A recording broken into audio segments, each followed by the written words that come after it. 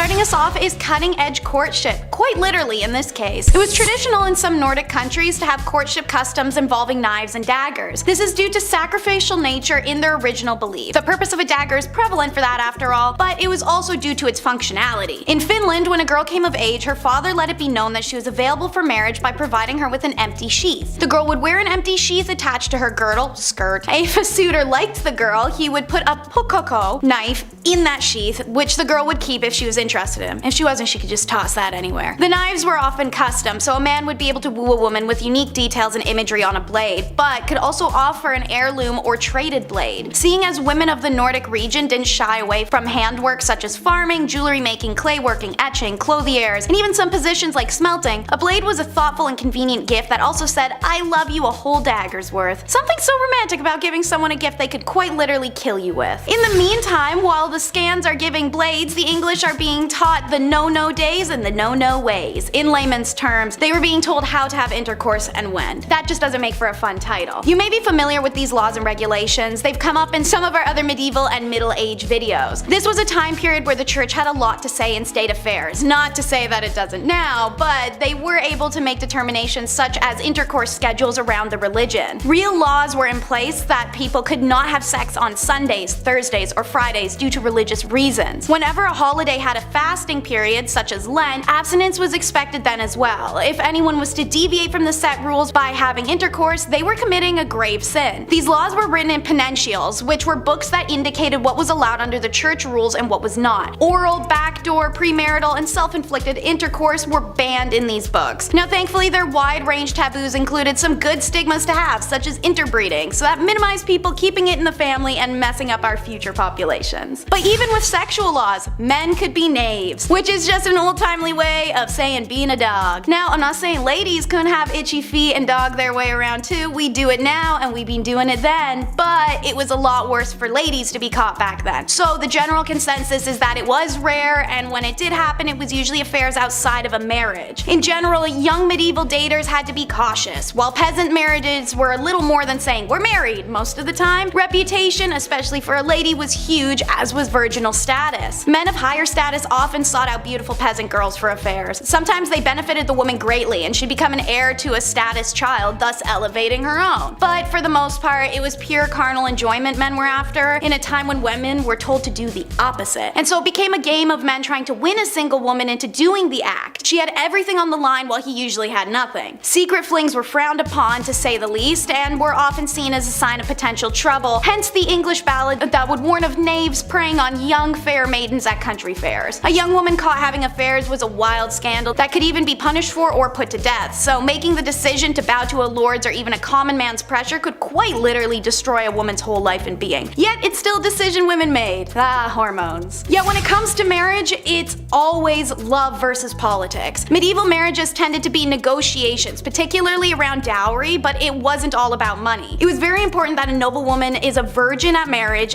purely out of pragmatic reasons. Marriage, after all, was an alliance union of two families that required healthy and admirable legitimate children to be truly locked in. It's for this reason, as well as the violent men in society, that the church's laws stated that the degree of pressure to encourage a marriage could not sway a constant man or woman, aka no forced consent. What was forced, however, was up to debate, so don't be too proud of them for having that law in place. A woman was able to call off her marriage up until it occurred for this reason, as was a man. Should this occur, dowry was either returned in full or only partially as a fee for the failed union. Alongside this was the courtly love direction romance and marriage began to take in the mid-ages, during a Shakespearean and theatrical influence. Marriage started to become idealized. We'll circle back to how this affected people later, but lower classes consistently did marry for love, since there's little to be gained materially from marrying for them. For most part, there was no official ceremony. That the social level marriage was more like, hey, we're married now and living together. By 1400 AD, there were actually many laws decreeing marriages needed to start becoming a public affair, and one may wonder how often people did marry in secret. Number 7. Marked. and forms of corporal punishment from temporary to more permanent involving the following on the list. Although in some cultures tattooing isn't seen as a bad thing, but to other heritage is a source of pride, but in some cases they're also used in means of marking an individual for their shame. Nathaniel Hawthorne, the Scarlet Letter, famously marked its protagonist, Hester Prynne, with a red letter A for adultery after accusations about her behavior. Hawthorne's book is more about fiction, as adulterers were really forced to mark their clothing to identify their crime. Like Hester Prynne, A or the letters AD as outlined by Plymouth Colony Law from 1658, adulterers were seen publicly without their letters were subjected to public whipping and even more humiliation and social alienation. The humiliation can be extended intentionally or not by leaving visible marks such as scars. This can be a main intention of the punishment, as in this case of scarifications such as human branding. Number 6. Tis but a scratch. The medieval era's definition of period between the civilization of antiquity and the rational humanization of Renaissance is strongly associated with uncontrolled emotional violence both within and outside the judicial systems in the place at the time. Mutilation, by contrast, involves the removal or irreparable disfigurement by any means of making small portions of one of those larger sections of a living or dead person. The latter would include castration, removing of one's private parts, evisceration, removing of internal organs, and flaying, which is removal of someone's skin. With a split nose or the brand of the city on your forehead, not only had you endured a painful experience, but everyone could see for the rest of your life that you had committed a crime. The reason this barbaric penalty was sought out was to avert heavier punishments like the death penalty, but even methods that do result in a death penalty do not avail lightly to those receiving the punishment. Number 5. Rotisserie. My bad, I had to think of a title for this one, but I know it's pretty grim. Impalement was used as a form of torment and execution in which a person is pierced with a long stake. This method would lead to a slow, painful death, and often the victim was hoisted into the air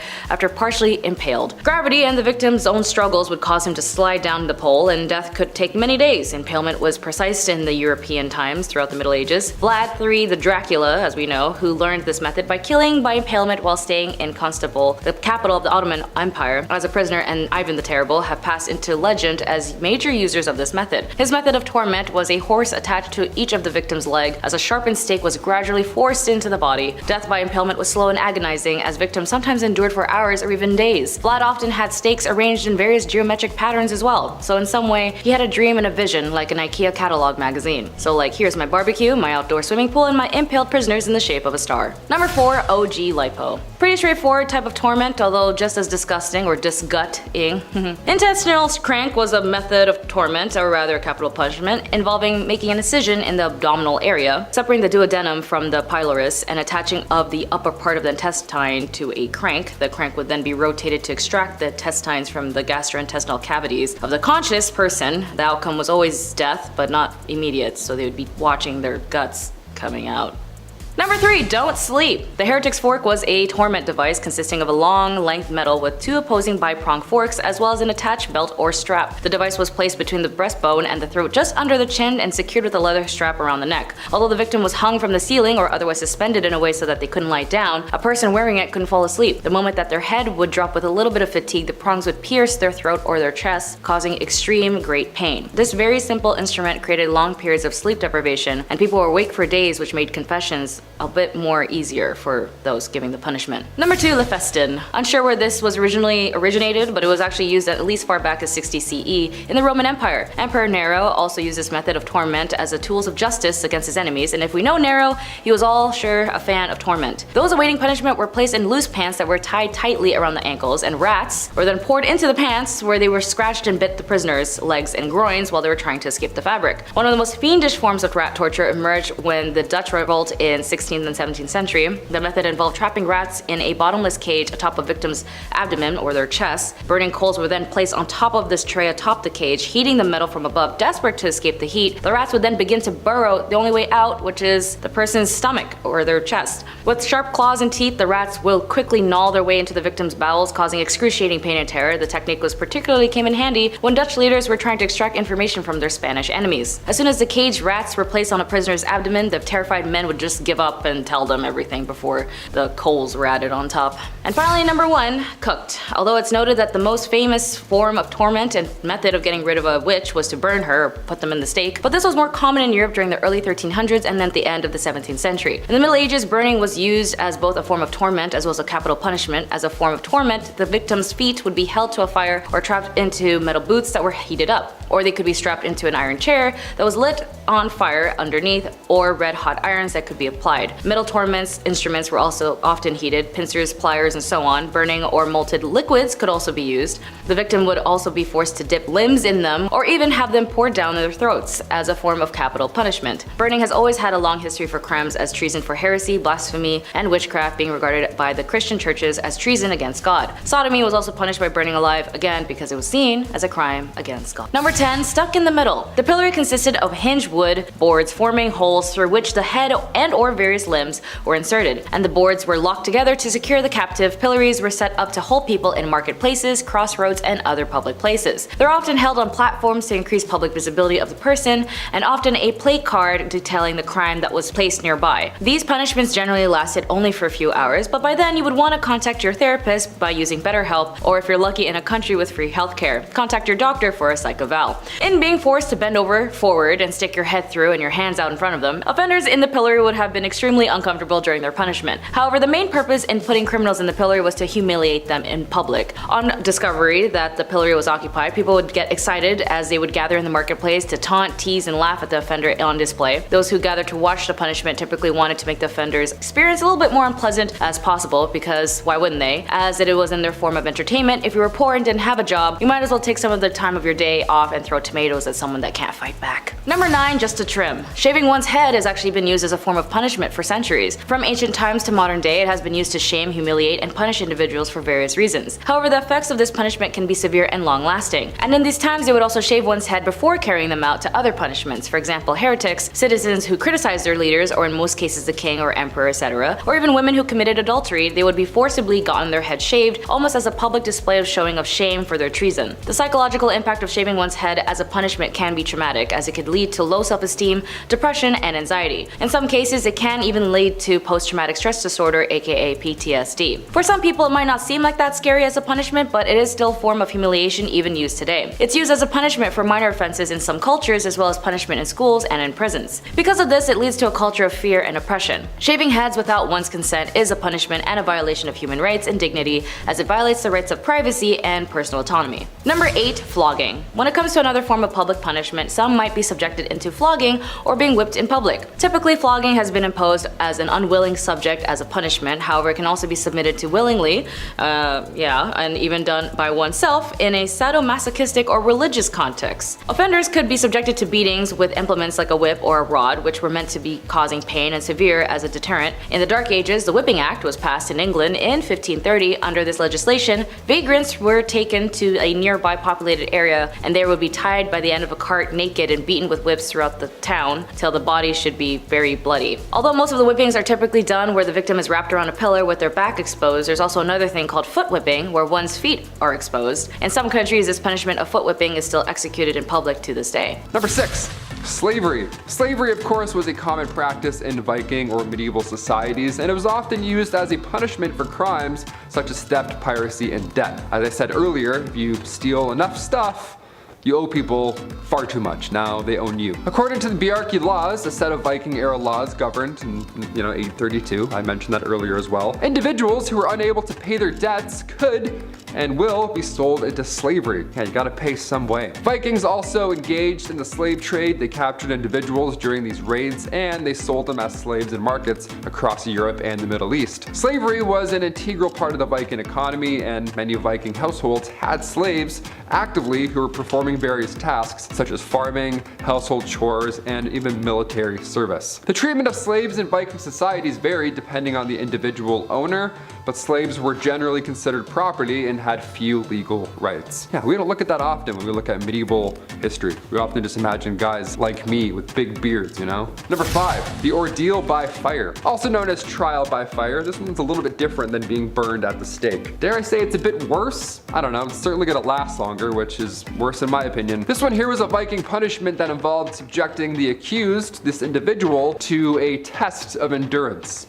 we can call it. They had to walk barefoot over hot coals, or they had to hold hot iron in their bare hands. The belief here was that if the accused was innocent, they would be unharmed by this boiling hot fire, whereas if they were guilty, well then, and only then, would they burn and suffer. This punishment was not unique to Vikings. It was used in various forms throughout history, medieval history. It was huge in medieval Europe. They loved that. They loved ordeal by fires. That was a good time. Ancient India as well, they would perform such a task. However, there's some evidence to suggest that the Vikings may have used the ordeal by fire as a form of punishment and trial. For example, the Icelandic sagas, which are a collection of stories and history from medieval Iceland, they describe the use of ordeal by fire in legal proceedings, which, again, imagine being born in that era. Like, this is what you have to go and watch. I can't even watch UFC. I can't watch this guy burn. Are you kidding me? In one story, a woman was accused of adultery and then she was forced to walk barefoot over hot coals as part of her trial. Yeah, she emerged unharmed and was declared innocent, believe it or not. I choose not to believe that. I believe her feet were absolutely f***ed, but hey, who am I? Number 4, getting even. Taking another's life. Yeah, can't get much worse than that, can it? Nowadays, if you kill somebody, it's a bit different. Now you'll get out early with good behavior, and then Netflix will do 4 miniseries all about you. Yeah, nice. You get your own Netflix special. Love it. Back in the Bjarki laws in the medieval Viking era, taking another's life was considered one of the most serious crimes, and the punishment for doing so varied depending on the circumstances of the crime, but, well, it was all bad, wasn't it? Back then, if the killer was caught in the act, they could be killed, well, on the spot by the victim's family or by the community.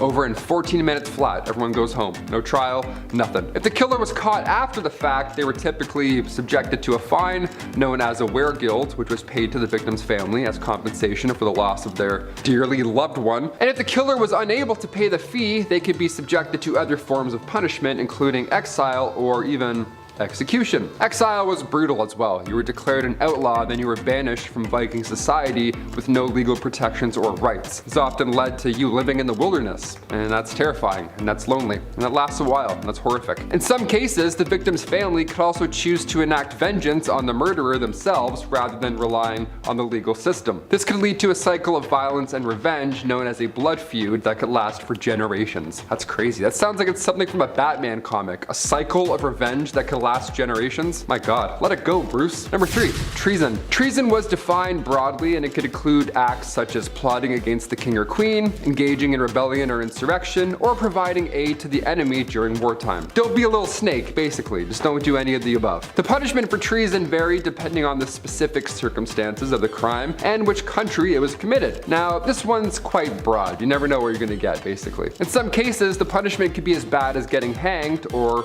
drawing and quartering, which, if you don't know, that would involve you being hung and then accused until nearly dead, and then disemboweling them and cutting off their limbs before displaying the body parts publicly as a warning to others. So it's the worst thing you've ever heard, pretty much. In other cases, the punishment for treason could include imprisonment, which is the most normal sounding thing on this list, banishment, or simply a fine. Yeah, here you go, I'm gonna write that for you. Don't do that again. In some cases, the accused might be given the opportunity to plea for mercy and be granted a lesser punishment. I would plea so hard. I'd be the most pleasant, hard-pleading peasant in all of the land. That would be over so quick. I would beg. The severity of the punishment for treason reflected the belief that the crime was a threat to the stability and security of the state, and you can't really f with that. Medieval society highly valued loyalty to the monarch and the state, and acts of treason were seen as a direct challenge to all of this loyalty. So as a result, treason was punished harshly in order to deter others from committing anything similar. Yeah, don't f with medieval times anywhere, anytime, anyone, at all. Period. Number 2, rats. In medieval times, rats were often seen as a symbol of disease and filth, and they were blamed for the spread of epidemics such as, the Black Death, stuff like that. Gross little hairballs. As a result, rats were sometimes used in punishments in order to deter others from committing crimes because, well, they're disgusting. Nobody wants that to happen to them, right? One common punishment was to tie a rat to a person's body, place a metal bucket over top, heat up said bucket so the rat is then forced to burrow into the victim's flesh to escape. Pretty horrible, but it gets worse. Other punishments involving rats included throwing rats at a person's face, which kind of hilarious, kind of horrible, or forcing them to eat a live rat. Both of these sound like fear factor challenges. That is insane. You get caught stealing now, you have to eat a rat. Can you imagine that? So gross. I would rather do the time than have a rat get hucked at my face. Thank you so much, Judge. And finally, number 1, the cupbearer. We'll finish with one of the worst jobs to have in medieval times. This one's not a punishment per se, but it's too funny to leave out. This job would make me so anxious, oh my gosh. In medieval times, a cupbearer was a highly trusted servant in a noble household or court. Now the cupbearer was responsible for the care and presentation of the lord or milady's beverages, ensuring that they were of high quality and served in appropriate vessels. Vessels where you can do this a lot. I know kings and queens like to do this a lot when they're giving their monologues. The cupbearer was also responsible for monitoring the lord or lady's health,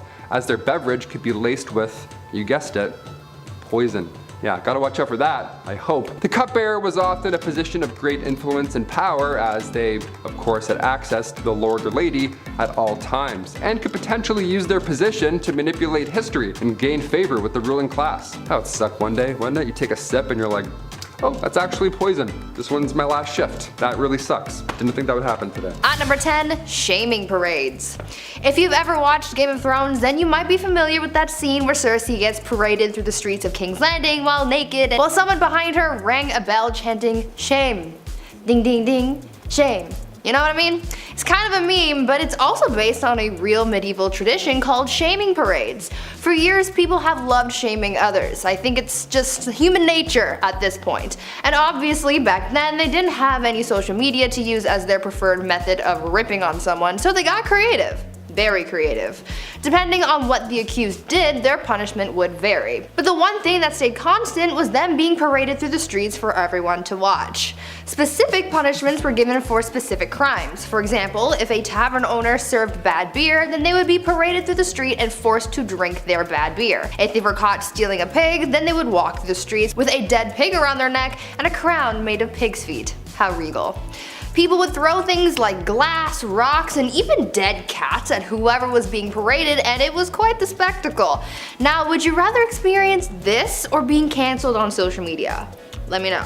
At number 9, bloodletting. Back in the Dark Ages, medicine just wasn't the greatest. Clearly, I mean, they had a plague that wiped out 50% of the population in Europe. Even their quote-unquote doctors were overlapping jobs. Barbers were cutting hair, obviously, but they were also setting broken bones and bandaging wounds, so I'm not really sure I would trust that, but back then it was a case of you get what you get, so I don't think people were really complaining too much about their barber Joey down the street giving them a cast, you know? But other than the practice of patching wounds and whatnot, they were also practicing bloodletting back then, and it was a little much. Bloodletting was the practice of withdrawing blood in order to cure or prevent illnesses or diseases, so doctors would use things like leeches to suck out the blood of their patients, but they also used scarification methods to scrape away the skin to drain the blood, and others used lancets to slice open veins, sometimes including the jugular vein.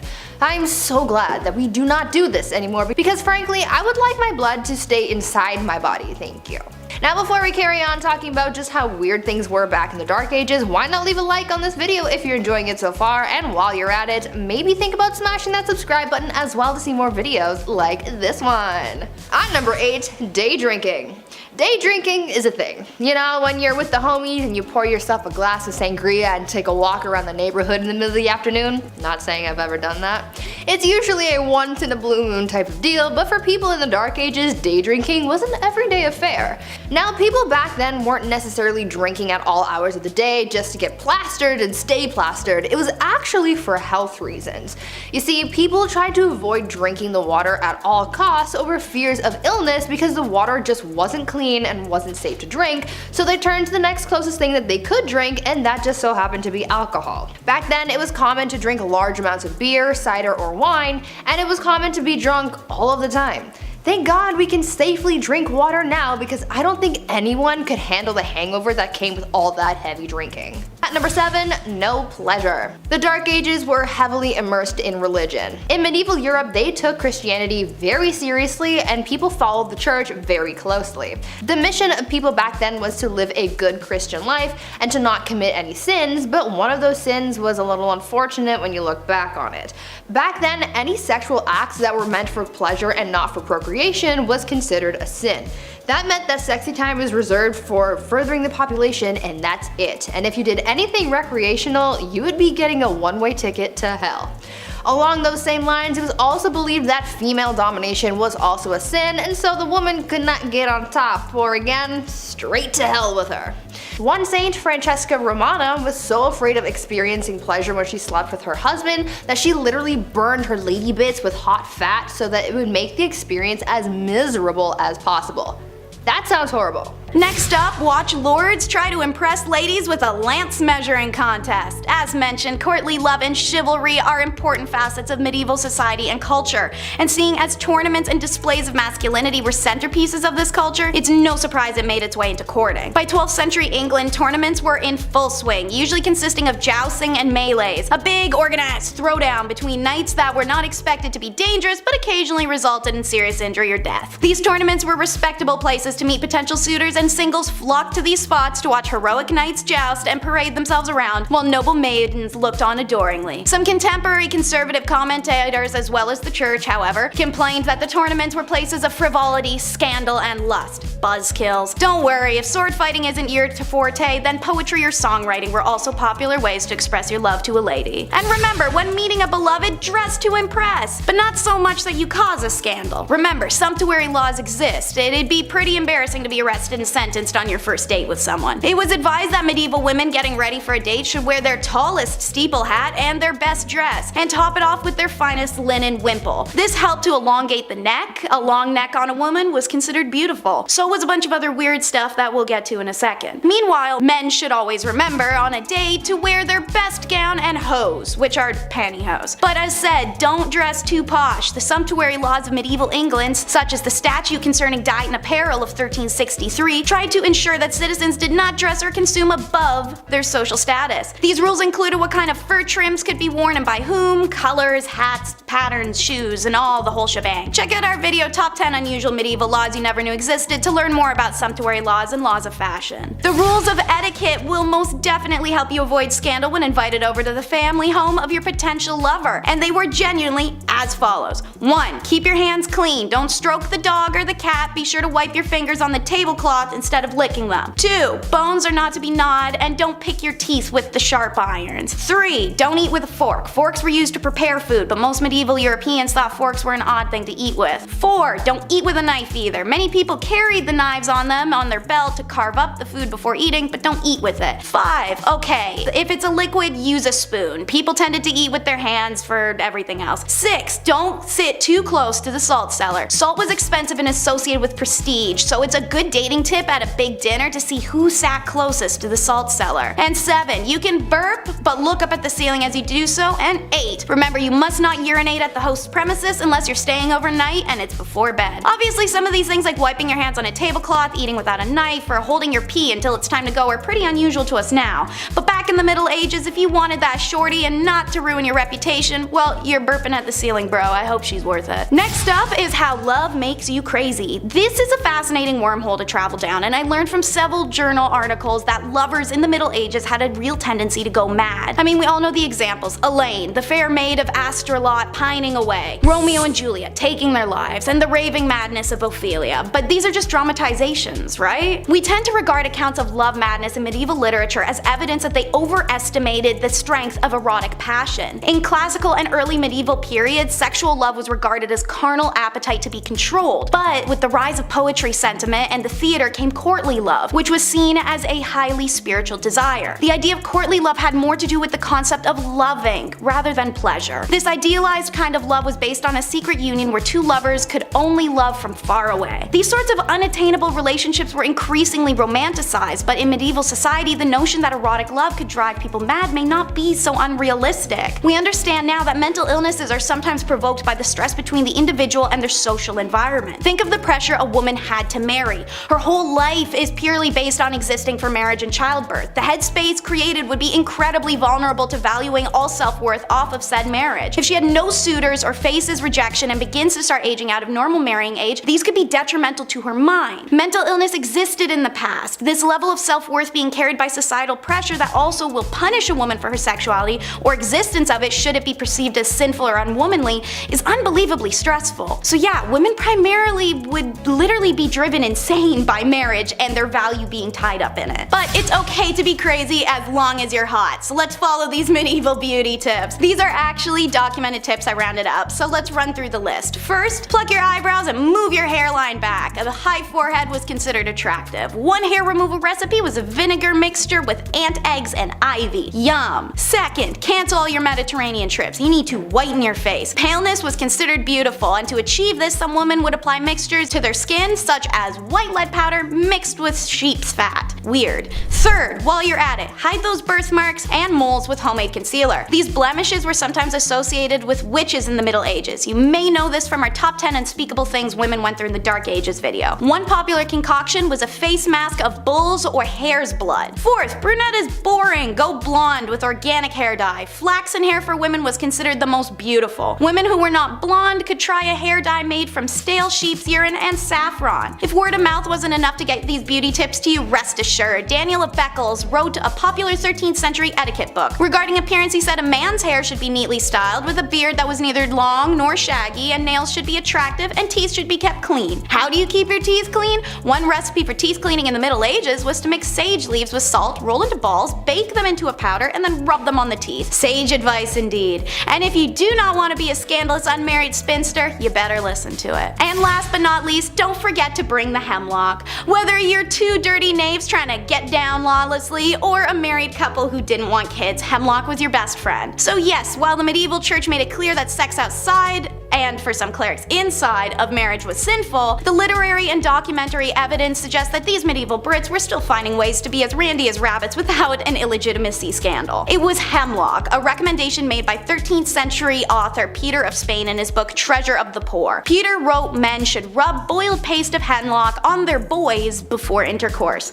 Seeing as hemlock is poisonous, this was ballsy. Obviously they were open to whatever suggestions they could get. When Persian physician Abba BMZ Razi works was translated, Europeans gobbled up his suggestions, which was applying cedar oil onto the nether regions before intercourse for a man or after for the woman. He also said that if the woman jumps backwards after intercourse, the stuff will fall out. Seeing intercourse before marriage itself was illegal and knavery was perceived the way it was, I'm sure I don't need to explain the scandal in this one. At number 10, fashion.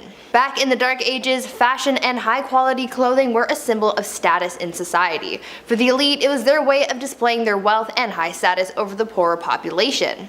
Because this meant so much to them, obviously they had to go above and beyond with their looks, and oh boy, did they take things to a whole new level. Everything was super exaggerated. For women, they just wore the finest dresses, but for men, that's where things got spicy.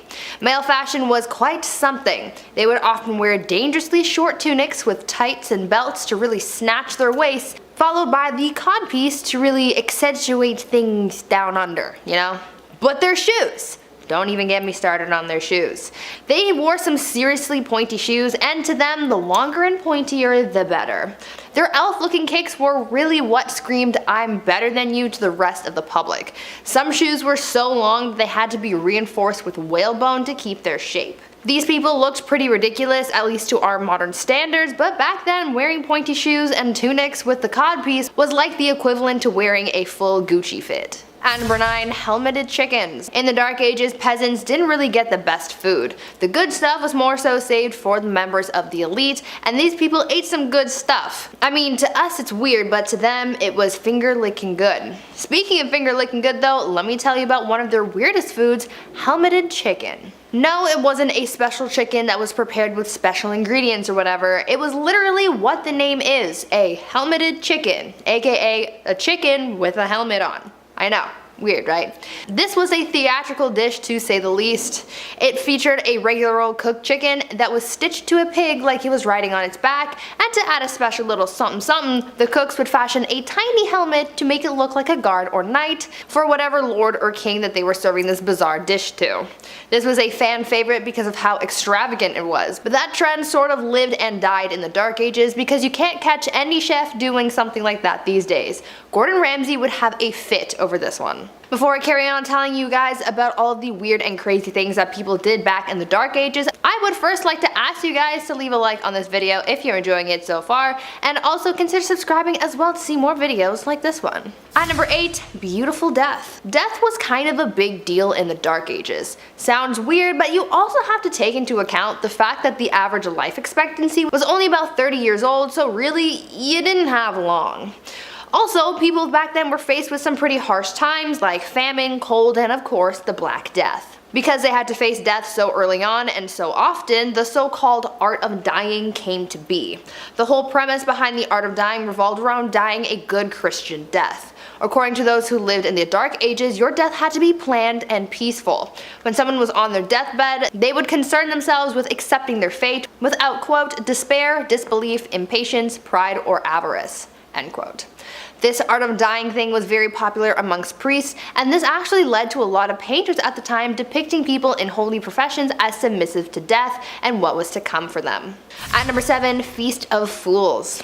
One of the more lively aspects of the Dark Ages was the many festivals and holidays that were celebrated. Though most of the population worked grueling hours for days on end, they often got breaks to hold celebrations. Most holidays and celebrations that were held were religious, but others were just silly and were designed for people to have fun, like the Feast of Fools, for example.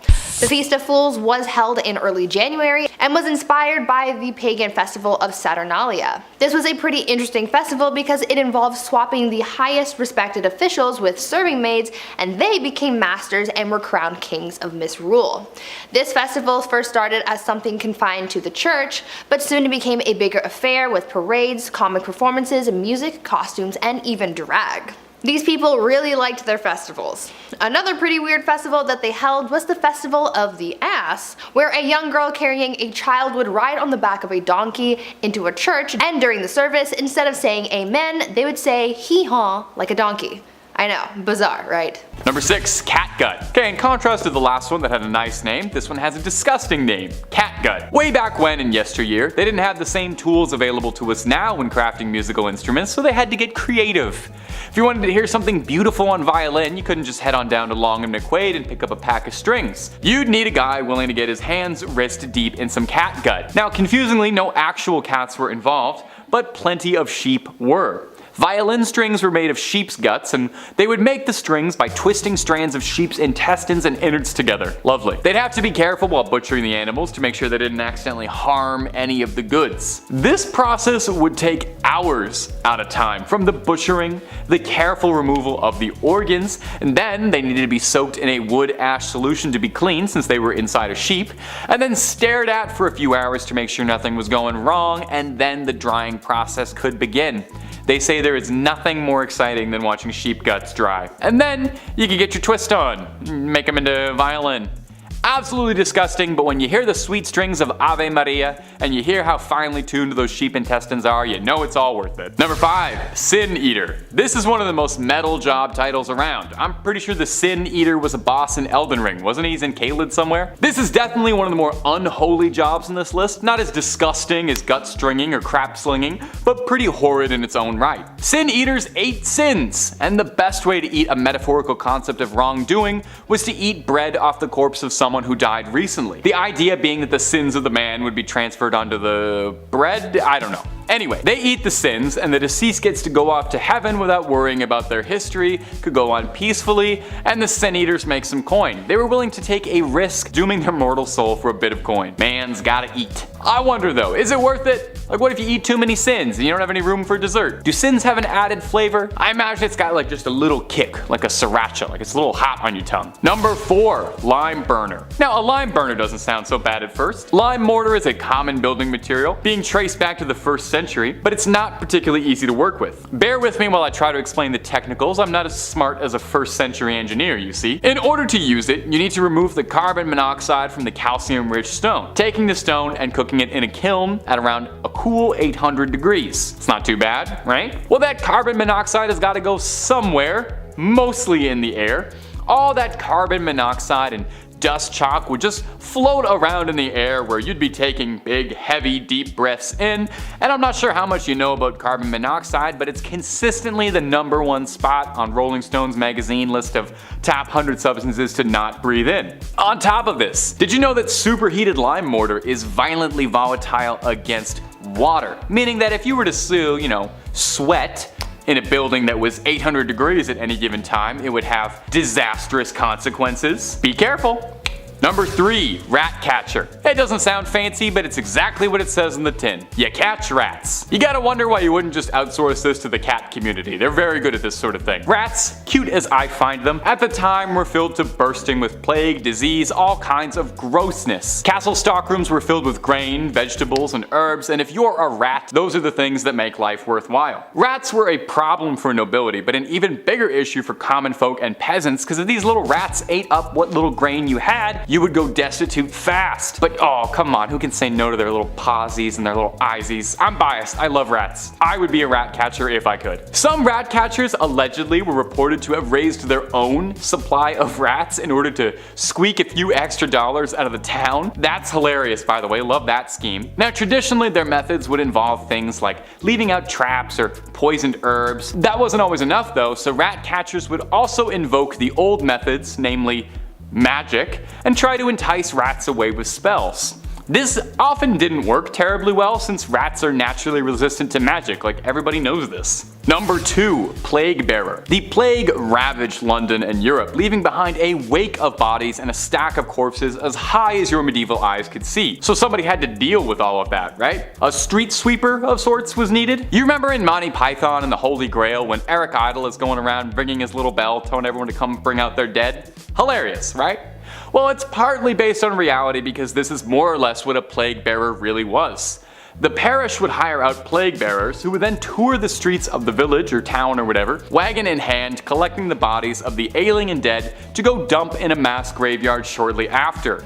Tons of fun! They would spend their nights surrounded by dead bodies and their days in the church with the same dead bodies because according to the church's law they were required to live there to prevent spreading what they were dealing with to anyone else. This might be history's first case of social distancing. And finally, at number 1 of the jobs you don't want is executioner. We've all heard of this one, and we're probably conjuring up a pretty vivid image of a burly shirtless monster in a black hood with a big ol' axe or something, wielded by someone who can't get enough of their day job and love their passion of separating necks from heads. In actuality, medieval people weren't that psychotic, and most executioners didn't join the practice out of a love of the game, but were usually coerced into it. Some were butchers who were called to the job, some were criminals who could do the job in exchange for a reduced sentence, but most commonly, it was a family business. If your dad was the town executioner, it was very likely you would be next in line to wear the hood. Now the downsides to this job seem immediately obvious. Unless you're super into bloodshed and death, it's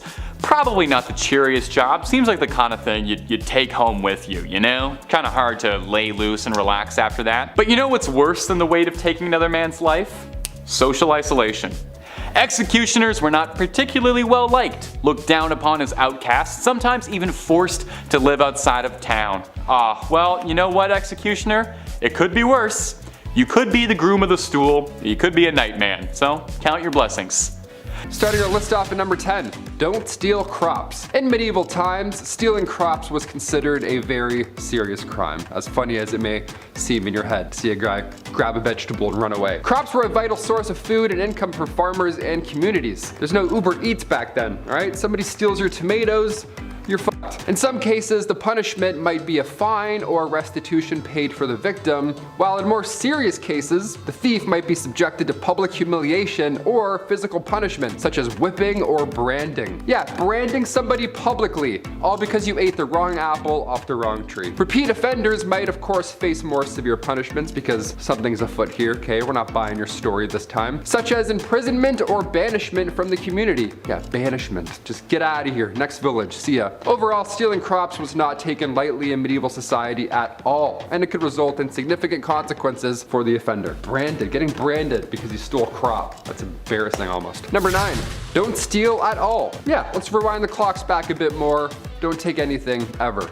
How's that sound? Sweden's Bjarki laws were a set of Viking-era laws that governed maritime trade and piracy. Now, they were enacted in 832 AD, pretty old school, and they included punishments for various crimes, including theft and piracy. The punishment for stealing in a Viking society, it of course varied depending on the severity of the crime, the value of the stolen goods, and or the social status of the offender. But for minor thefts, the offender might be required to pay restitution or make amends to the victim. This could involve returning the stolen goods, paying a fine to them directly, or performing a service for them. You're basically a slave for them. For more serious offenses such as repeated thefts or stealing from a chieftain, the punishment might be more harsh. And this is where we get into the nitty-gritty of our list. Here, the offender might be stripped of their social status, exiled from the community, or even killed, the worst of the worst. Now, in some cases, the punishment for stealing could also involve public shaming. That in the Viking era, I didn't want to know what that would look like. The offender might be paraded through the community or subjected to other forms of humiliation. Yeah, we'll get to the lung stuff a little bit later on. Slowly but surely we'll get there. You have to start at theft and then work our way to the lunging and the horrible knee-breaking stuff. Number 8. Arson. Capital punishment was a common punishment for arson in the medieval age. Sounds a bit harsh, but hear me out. Last time I was on this channel, I was talking about the Great Fire of 1666. It took 15 lives, but ultimately this fire, it forced officials to rebuild a great part of the city, restructured everything. This changed history. Fire in medieval towns equals trouble. It's gonna spread quite fast. A lot of wood, a lot of woody stuff. So if you were found guilty for arson, well, buddy, you're screwed. Arson, the deliberate setting of fire to property, it was considered a serious crime and was often punished severely in order to deter others from committing similar crimes, right? In some cases, arsonists were killed by hanging or they were burned themselves at the stake. Yeah, burning at the stake was a particularly gruesome form of capital punishment in which the accused was tied to a post or a stake and then they were set on fire. Again, this was all a public affair. People came out to watch this. Horrible. Horrible. Hide your eyes. We're not going to watch this one. Number 7. Amputation. While amputation was not a common punishment in Viking societies, there are historical accounts of it being used in extreme cases of punishment, which is absolutely crazy. I'll tell you 2 of them. One example is the story of Orm of Lyre, who was a wealthy farmer in Norway during the 11th century. Now Orm, old Orm here, he was accused of multiple killings, including the killing of a chieftain, and was sentenced to have his hands and his feet amputated. Yeah, you can't kill anyone when you don't have any mitts, apparently. This was a severe punishment that was reserved for the most serious of the most serious, and it was intended to permanently disable the offender and hopefully prevent them from committing further crimes. Example number 2, Edvin Knifri. He was a wealthy farmer, again, another farmer in rough times. He was a wealthy farmer in Iceland during the 10th century. Now Edvin, he was accused of stealing cattle, and as a punishment, his nose and his ears were cut off. Do you hear that? That's Edvin's ears getting cut off. It's horrible. I can't show it, but I can definitely act it. This form of punishment was intended to publicly shame the offender and serve as a warning to others. Yeah, I see Edvin over there. Old non-ear Edvin. That's why you don't steal. At number 6, cemetery fun. What types of things do you guys like to do for fun? Do you play video games or read? Or maybe you watch Netflix or YouTube? Huh? And where do you like to go for fun? Maybe the mall or to your friend's house? Well, if you lived in the Dark Ages in Europe, you would go to the place that everyone goes for fun, the cemetery. Yep, you're gonna go kiki it up with the corpses, and unfortunately, they're not corpse husband, although corpse, if you're watching, hit me up. Thank you. Anyways, back in the Dark Ages, the cemetery was the place to be. It was considered to be the social hub of the community. Back then, people held theater performances, elections, trials, and even set up businesses in the cemetery because the graveyard shops were exempt from taxes. There was quite a lot going on in the cemetery, but it was almost the equivalent of going to the mall. But I want you guys to tell me if you would ever be like the people in the Dark Ages and just go to the cemetery for fun. At number 5, an eye for an eye. When it came to the legal process in medieval Europe, things weren't always fair. I mean, they tried women for being witches and prosecuted animals for various crimes. Their punishments were sometimes swift and just, and other times they weren't. People back then believed that when found guilty of a crime, there were worse punishments than losing a hand or something. As I mentioned a little earlier, they were quite fond of public humiliation, but they also believed in issuing fines and even kicking someone out of the community altogether. If someone was found guilty of a violent crime, then they would be subjected to punishment that would cause them pain as well, but not to teach them a lesson, but rather to brandish them so that they would be recognized as a person in the community who did that one thing to that one person, you know? Since these people were very religious, they also had to make up with God for whatever crime they committed as well, so usually that would involve fasting, and then it would be up to Sky Daddy to determine if further punishment was needed. At number 4, the king's evil. Being a king or queen in the Dark Ages might seem like a pretty cool job, but I don't really think it was. With the rivalries these people had, they were at risk of being assassinated in one way or another, they had to worry about their bloodlines, and of course the thing that everyone had to deal with, illness. Some kings, to help out their people, were tasked with healing an illness called the king's evil, and you're probably wondering, well, these kings weren't doctors, how did they cure illness? And to that I say, well, they touched it, of course. This whole thing started in the 11th century when Edward the Confessor became known for touching a person suffering from scrofula, aka the king's evil, and they cured them. People thought that this was a miracle, and so for hundreds of years after that, English and French monarchs were tasked with touching the sick to cure them of this illness because the monarchs were believed to be an incarnation of the divine. At number 3, tooth worms. If you're one of those people who really hate going to the dentist, just be glad that you didn't have to go to the dentist during the Dark Ages, because that was an absolute nightmare and a half. Not only do they not have any proper medication or anesthetics, but you could also get the worst diagnosis your dentist could ever give you, and that was a diagnosis of an infection of tooth worms. They believed that people could be infected with tooth worms that caused a tooth to decay, and that pits and holes in the tooth were home to a worm that looked like a tiny eel. What's worse than the diagnosis, however, is the removal process. They didn't want to pull out the tooth that was supposedly infected with these tiny worms, so instead they used a more holistic approach. A method that they would use to rid the worm would be to take a candle made out of sheep's fat and various seeds, and then they would hold it as close to the tooth as possible so that the worm would run from the heat and fall into a little dish of water that was being held beneath the patient's mouth. That sounds like a horrible trip to the dentist, that's for sure. At number 2, judging tears. In modern times, somehow we've come up with this idea that only girls are allowed to cry. I think that's pretty BS, and it's healthy for everyone to express their emotions, and funnily enough, they believed the same thing back in the Dark Ages. Back then, everyone was expected to cry freely, but the strange part of all this is the fact that people judged how others cried. Their tears would be judged on quantity, duration of crying, and frequency as well. They took their tears pretty seriously. Obviously, when someone was crying because of some kind of loss, it was pretty much nothing, but if they saw someone else crying for a different or unexplained reason, this was believed to have been a different kind of tears called the gift of tears. They believed that this was a sign that someone was thinking of Jesus and his suffering, and that they were so overcome with emotion that they were moved to tears, and this was also considered a gift from God. As long as someone's crying wasn't too loud, they didn't cry too much, and it didn't disturb anyone, especially during a church service, they were just considered particularly devout. And finally, at number 1, pee readings. This Dark Age tradition is probably one of the strangest ones I have ever heard, and you might come to think the same thing. In medieval England, people were known to get diagnosed based on their pee. Back then, they believed that the consistency, color, and taste of someone's pee could diagnose someone's ailments. They took this method of diagnosis so seriously that they published books for the wealthy so that they could do the practice at home, and these books included illustrations and color charts so that they could judge their own pee. According to their text, if your pee was white, then it was the ideal color and that meant everything was working properly. If it was wine colored like blue or black, then that meant that something was very wrong, and if it was green, then you were basically on your last leg and you should probably get your will in order. Now, I'm not sure how accurate these readings actually were since medicine was basically non-existent back then, but they tried their best with what they had, I guess.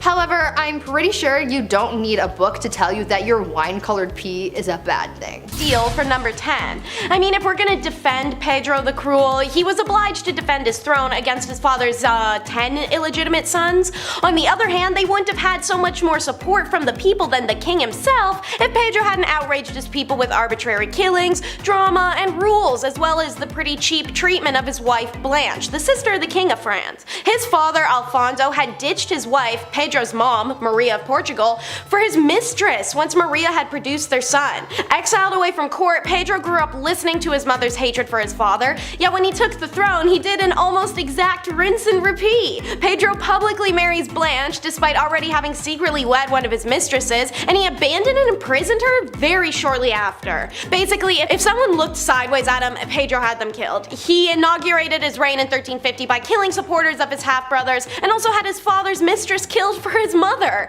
He was said to have killed a man for looking at him wrong way, and burned a woman alive for rejecting his advances. Pedro's new son-in-law, Edward the Black, got blessed with a large gem that he had obtained by robbing and killing a guest in his own house. He also put a hit out on Blanche in the end, and she died via crossbow to the eye. And of course, needless to say, Pedro killed as many of his own half-brothers as he could get his hands on, primarily through various forms of deceit. On to number 9, which is Charles of Navarre, who can also be called the double-crosser's double-crosser. See, Charles came from a branch of French royalty that had renounced its claim to the throne, but clearly Charles did not share that sentiment. He is crowned in 1349 and was driven by revenge and a disproportionate sense of entitlement, quickly earning himself the nickname Charles the Bad as he attempted to expend Navarre's territory into France and Spain via schemes, plot, and deception. Ultimately, he failed and ended up marginalized and alone. In the words of historian Barbara Tuchman, Charles was volatile, intelligent, charming, violent, cunning as a fox, ambitious as Lucifer, and more truly than Byron, mad, bad, and dangerous to know.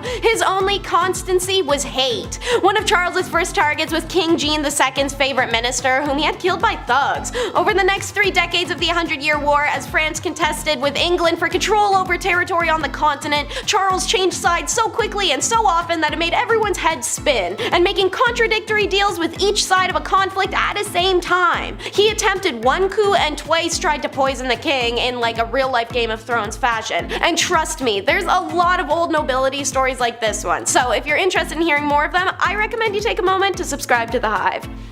Edward III is on our countdown at number 8, and he pulled a total King David. He sent his homie, Earls of Salisbury, to go fight wars in foreign countries so he could go try to bang the Earl's wife on the sly. However, the Countess refused the king's slick idea, but Edward didn't accept that answer and returned after dark. He tells the valets to quote, "Nothing must interfere with what he was going to do, on pain of death." Contemporary accounts from the time, of which there are 5 parts, detail how the Countess was left in an absolutely horrific state. And by the time her husband returns, she's fallen into a deep depression and admits to her husband what has happened. The Earl goes into a blind rage, understandably, and goes straight to Edward, who was holding court at the time. In front of dozens of witnesses, the Earl confronts his once friend, saying, "You have villainously dishonored me and thrown me in the dung," and continues to tell Edward that his actions were so disgusting and inhuman that he could no longer live in the same country with the monstrous king, and then just left England forever.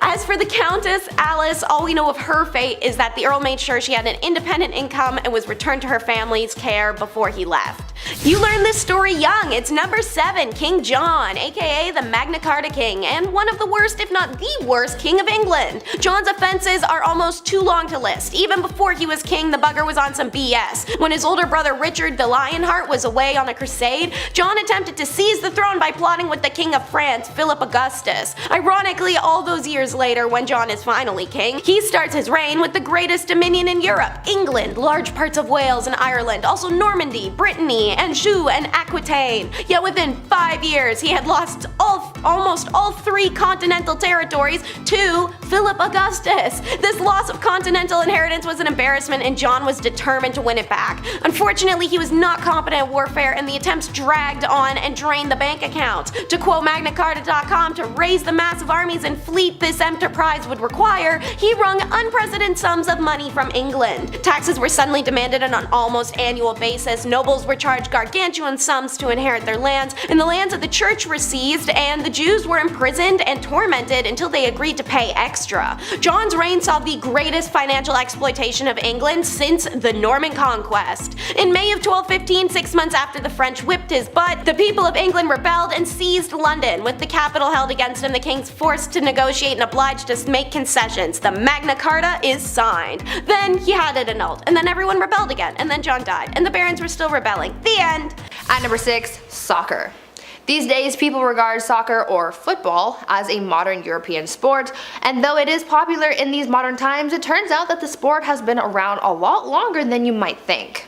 Soccer was first played back in the Dark Ages, however, it is very different from the soccer that we know today.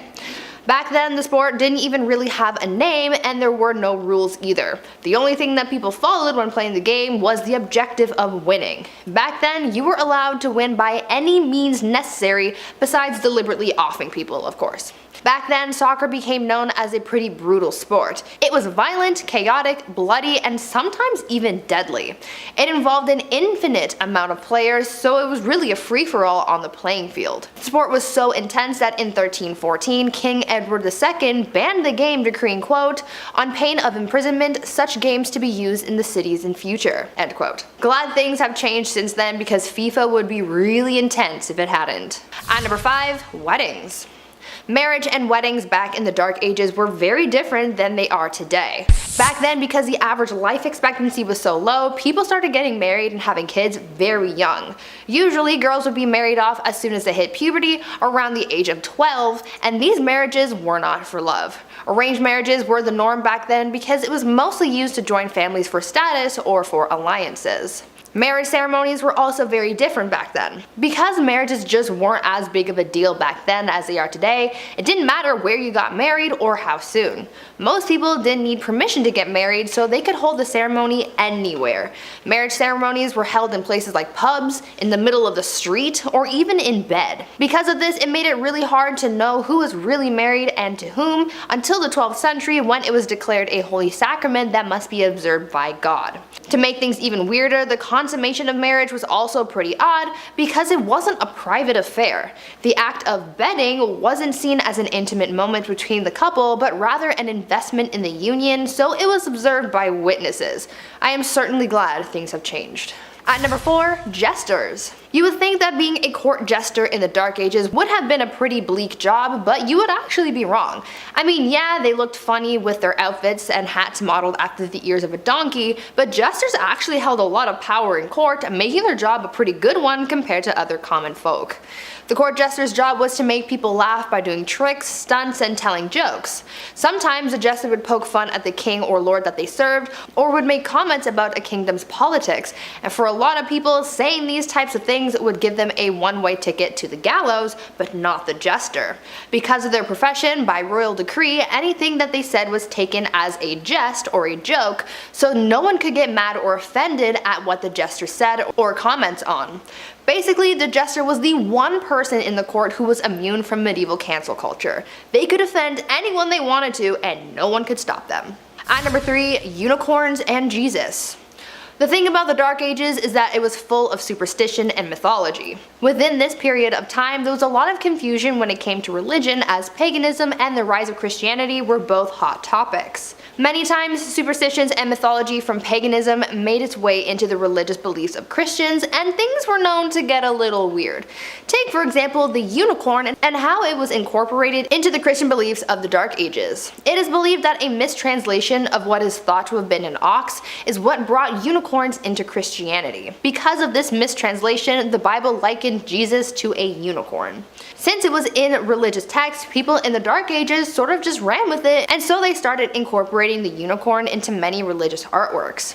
To further this whole unicorn thing, they made up a superstition that only innocent maidens were allowed to touch unicorns, and they even used the unicorn to come up with a rather uncomfortable allegory of Christ entering Mary's womb. This unicorn thing was also fueled by the Vikings at one point, as during the medieval age, Vikings were known to con people into buying narwhal tusks marketed as real unicorn horns. At number 2, divorce by combat. Back in the Dark Ages, if you wanted a divorce, you had to be willing to fight for it.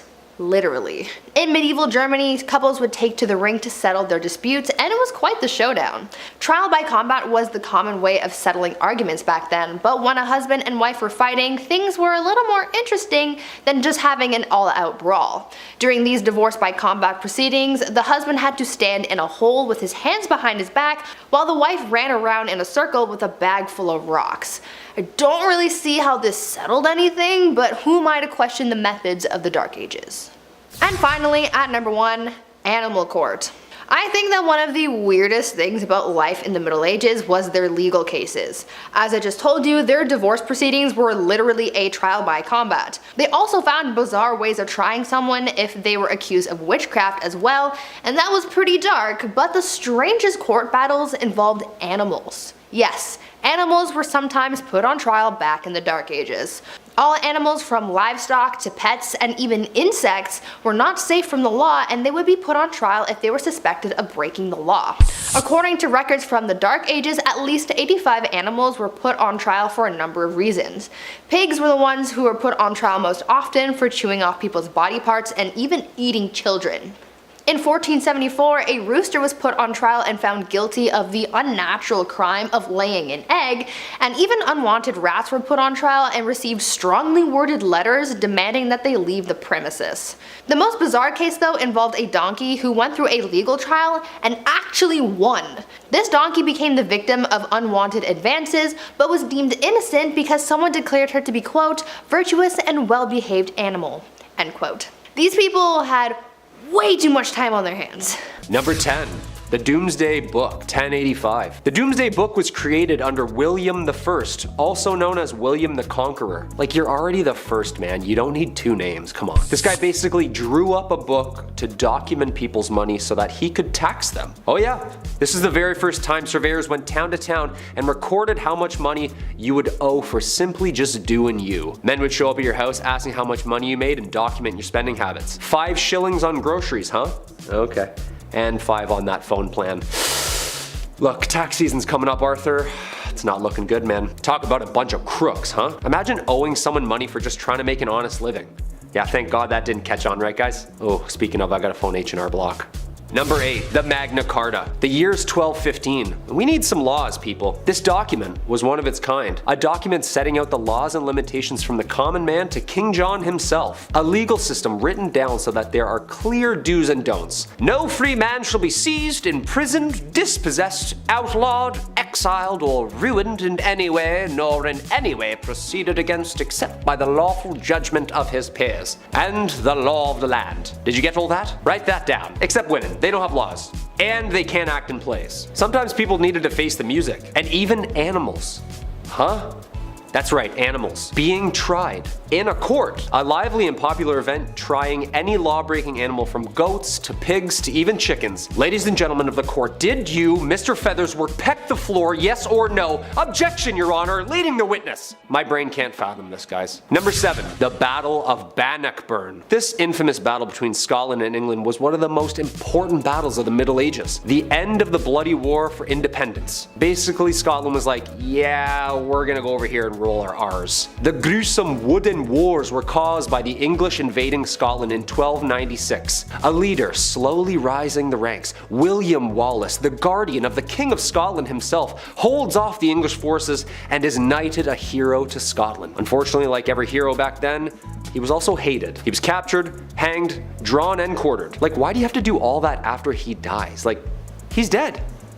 Not fun. The battles between Scotland and England ended in 1314 with Robert the Bruce securing Scotland's independence, adding like 45 more dialects to the UK. Freedom! Next up is William the Conqueror, and he's number 6. Before we called him William the Conqueror, he was actually William the Bastard. Like something out of a movie, his nobleman father Robert came across saws his tanner mother washing clothes by the river and falls head over heels for her. As a result, the royal heir was not technically royal heir material, but don't let Robert or William hear you say that. Between the two, anyone who ever made fun of William's mother was killed, and usually pretty brutally. An example is when the villagers of Alençon hung tanning hides in the trees to mock William's mother's status. William stormed the castle, captured 32 defenders, and had their hands and feet cut off. William, a duke far removed from royal lineage, didn't think too much about England until 1051, when the childless King Edward the Confessor made a truly bizarre decision. He chose William to be his heir. Then, seconds from death, in 1066, he revoked it. William decided,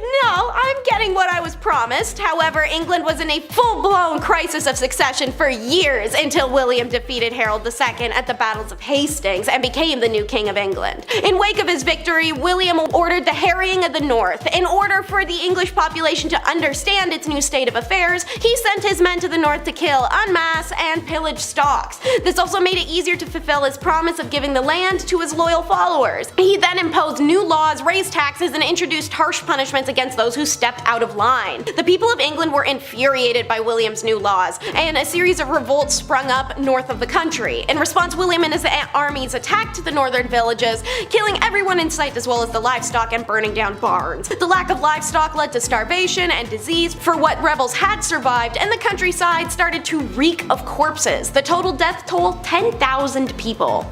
Up the tower we go for number 5. It's Richard III. Richard was never meant to be king, and the malign monarch only landed the job in 1483 because his brother Edward's children were deemed too illegitimate for the role. With the support of the Duke of Buckingham, a great campaign promising to improve royal court management, and a stout disapproving of his brother's rampant public adultery, Richard seemed to have potential, but it's kinda hard to praise and look past the two nephews disappearing. However, in August of 1483, the supposed soon-to-be crowned King Edward and his younger brother, Richard of Shrewsbury, were sent to the Tower of London to await Edward's alleged coronation. But his coronation never came, and one day they just disappear. The prince's uncle and would-be king has long since been blamed for their disappearances and probable deaths. He had the most to gain, after all. Richard was also doing everything in his power to prevent the lineage going back to them in the first place, such as planning a marriage between Joanna of Portugal and Manuel, Duke of Beja. When that doesn't work, he tries offering up his niece Elizabeth, who at the time, rumors emerged that Richard was planning to marry himself.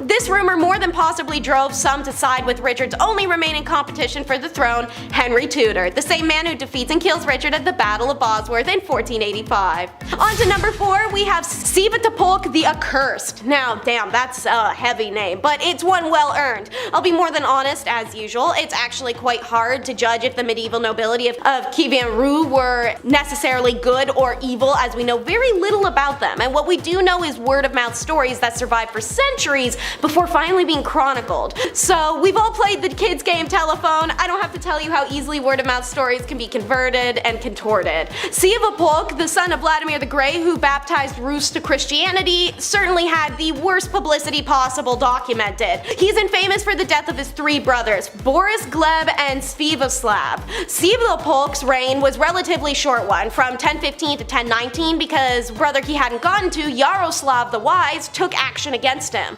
Then Prince of Novgorod, Yaroslav defeated his brother, causing him to flee to Poland where his father-in-law was based. With his help, Svitopolk returned to defeat Yaroslav, causing him to flee back to the Novgorod. It became a back and forth, taking turns driving each other away, and it was only in 1019 that Yaroslav won. Siva died at age 29, traveling back through Poland.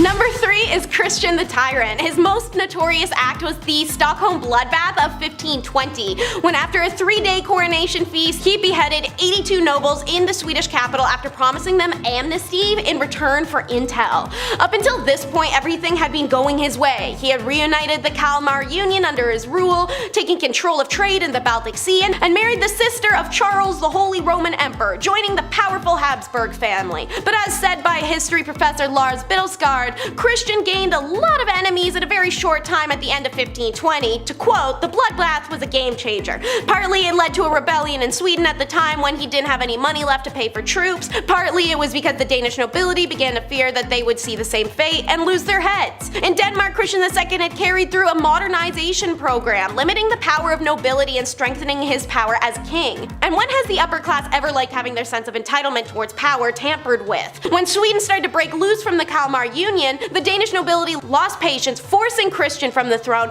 driving him into exile, and replacing him with his uncle. Not every ruler is ruling over a kingdom. Number 2 is John and the White Company. John Hawkwood led the White Company Knights band that tormented the countryside of France, Italy, and Spain in the 14th century. We've done quite a few videos on this channel that explain how knights are kind of like labor or bodyguards for hire when there isn't some war or inquisition going on. Because medieval aristocrats like to disband their armies the moment they no longer need their services. During those times, the men would band up and ride out. As a result, hardened soldiers often found themselves at loose ends and many miles from their homelands. Since medieval armies fed and supplied themselves by pillaging farms and towns as they went, the mercenaries knew that was efficient, free, and easy for them to accomplish, so they continued in this practice. They roamed the countryside, robbing, violating people, and kidnapping random wealthy hostages for ransom. Of course, they were available for hire, but local landowners were more likely to pay them to simply go away. This is also why chivalry was invented, a code of behaviors and rules to govern these knights to stop their overall rampant and sociopathic behavior. Although Hawkwood, who in retirement would set himself up to be a respectable citizen in Florence, was known for his more insatiable greed than his brutality, and thrived in this time as a freelance knight, he was the leader of a band that carried out the Robert Geneva kill order in Senia, and when 2 of his men were fighting over who would get to take a nun, he simply pulled a King Solomon and cut her in half. Problem solved. It's last, but that doesn't mean it's the least. Number 1 is the Vipers of Milan. Bernardo and Galeazzo Visconti jointly ruled Lombardy in what's modern day Italy. And their joint rule really is a testament for how this family really did do everything together. Everything. They succeeded for throne when they killed their older brother by stabbing him, and their uncle Lucinio was killed by his wife. A plan she concocted while in the midst of a group intercourse get together on a riverboat. Good thing for her, one of her multiple male partners was Galeazzo, because she could just pop her head up and tell him the plans right then and there. Call that triple tasking. Bernardo, the more ferocious of the two when it came to things that weren't adulterous, such as being in a state of perpetual war with the Pope, who tried to issue a bull of excommunication against him, and Bernardo simply responded by forcing the messenger to literally eat it, including the silk cord and the seals of lead that bound it. Bernardo's lusts, by contrast, were unbounded. Has he ever heard the expression about not blaming the messenger? And speaking of Bernardo, watch out Nick Cannon, because while he wasn't a riverboat share sash kind of guy, the dozens upon dozens of illegitimate offspring by his various mistresses outnumbered even the 17 children he somehow fathered with his very long-suffering wife. Seriously, check out this guy's wiki page, it's the craziest list I have ever seen. Their most demented action, however, was the Questamira together. It's a 40-day torment method handbook that they wrote that would be used and distributed for wide public usage, and it's the origin of plenty horrific methods that we saw used throughout the times. Number 10. Nightman. Now, the name Nightman sounds pretty cool, doesn't it? If you're part of the Nightmen, you might be a guild that watches over the dark, protecting people like a superhero team, Fighters of the Day Man, Master of Karate, and all that. Well, if only life were that cool. No, you definitely would not want to be a Nightman. A Nightman was a very polite name for a job that boiled down to guy who cleaned human feces out of the cesspit. Yeah. You ever use a septic tank and thought, wow, this is prehistoric technology? Well, imagine a medieval precursor to a septic tank, if you will, and you've got yourself a cesspit. Easily one of the crappiest jobs in human history. Now the name makes it sound like you'd only be doing this for a few hours, right? Were it so easy, humble Nightman. Nightmen would dig for weeks at a time gathering their goods, as they were usually paid by weight, not hours. Consider that, and then consider that any of the lovely amenities you and I have to avoid bacteria, masks, sanitizers, these guys had never even heard of, and were shoveling stacks of crap by the literal ton with their hands and faces uncovered, huffing in unimaginable fumes. I imagine that's the kind of work that changes a man on the inside forever. Number 9. Fuller. Perhaps one step down from the humble work of shoveling refuse all day like a nightman is the honest life of a fuller. You see, a fuller's job was to remove the oils from cloth woven from sheepskin and wool. Wool, naturally waterproof thanks to the oils on the sheep's skin, but the underside is very coarse and easily frayed, and therefore needed to be dealt with before it could be made into things. Nowadays, we would just use an alkaline solution, call it a day. However, back then, chemistry sets weren't really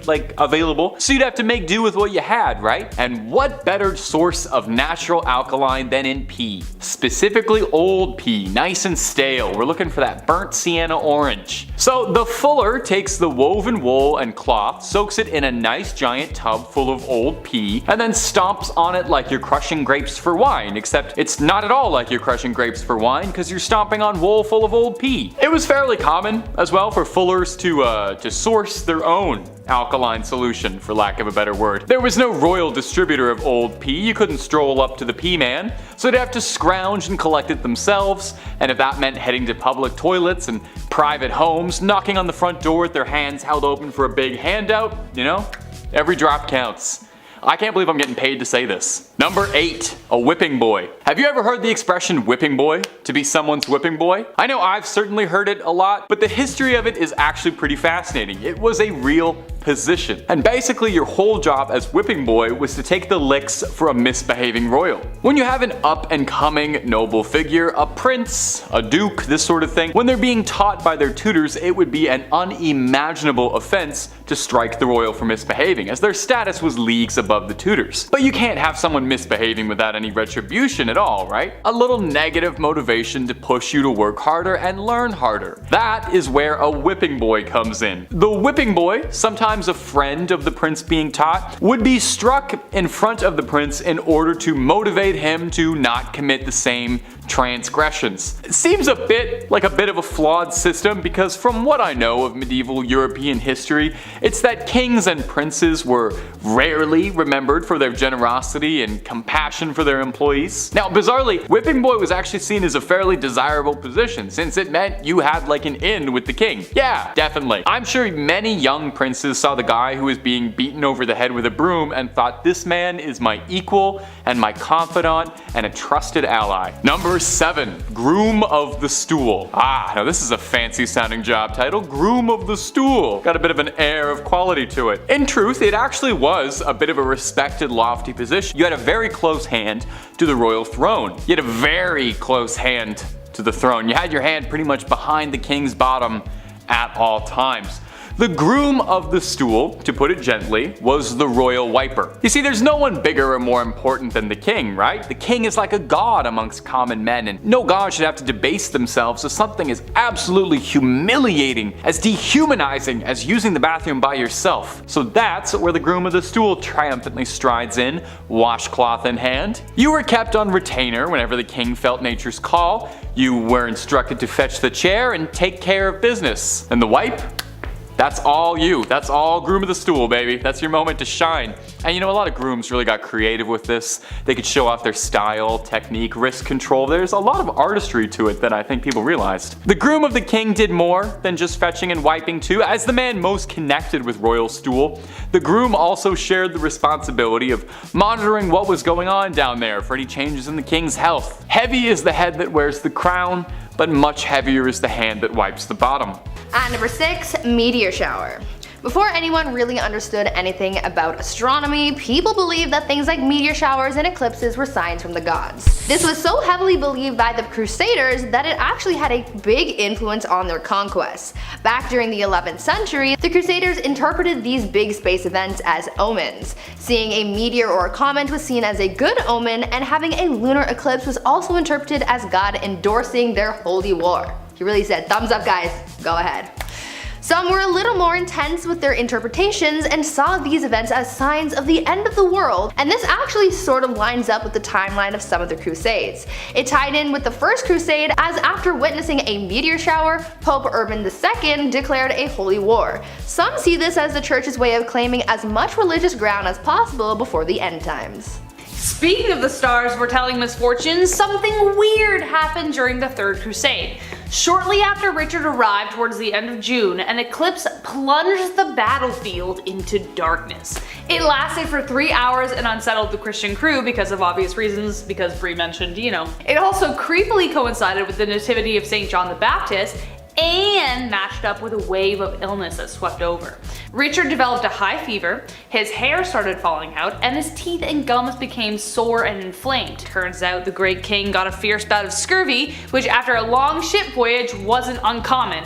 But for the king to succumb to such terrible sickness right after the ominous event rendered his army nervous. At the time, Richard and Saladin were still in negotiations, which soon turned sour after miscommunications from his envoys. Richard was still ill when the battle began, and his friend King Philip decided to attack the Cursed Tower.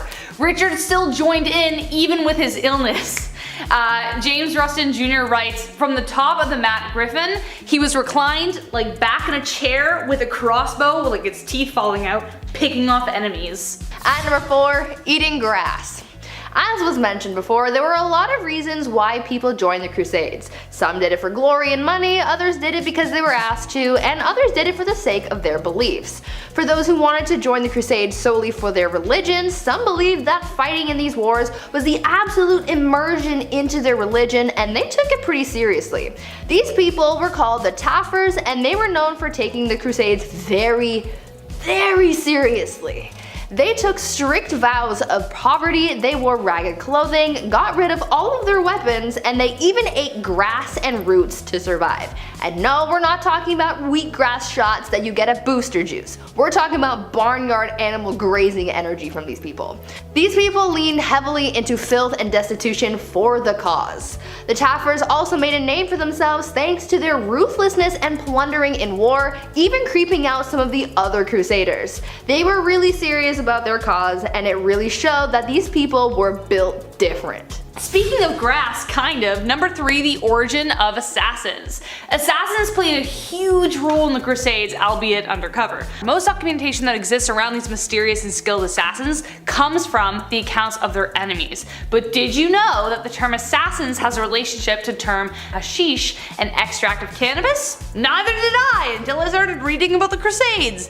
An old man named Sinan led this group of Ismailite assassins and was known to the Christians as the Old Man of the Mountain. Sinan was brilliant, deceitful, mystical, ruthless, and created a league of assassins so powerful, even the mention of their name made both Christian and Muslim sides quiver with fear. But in order to be indoctrinated into the group, the young men ingested a potion laced with cannabis, which transported them to paradise. They would then be handed a dagger and given their assignment. They became known as the Hashashins, which would give rise to the modern term assassin.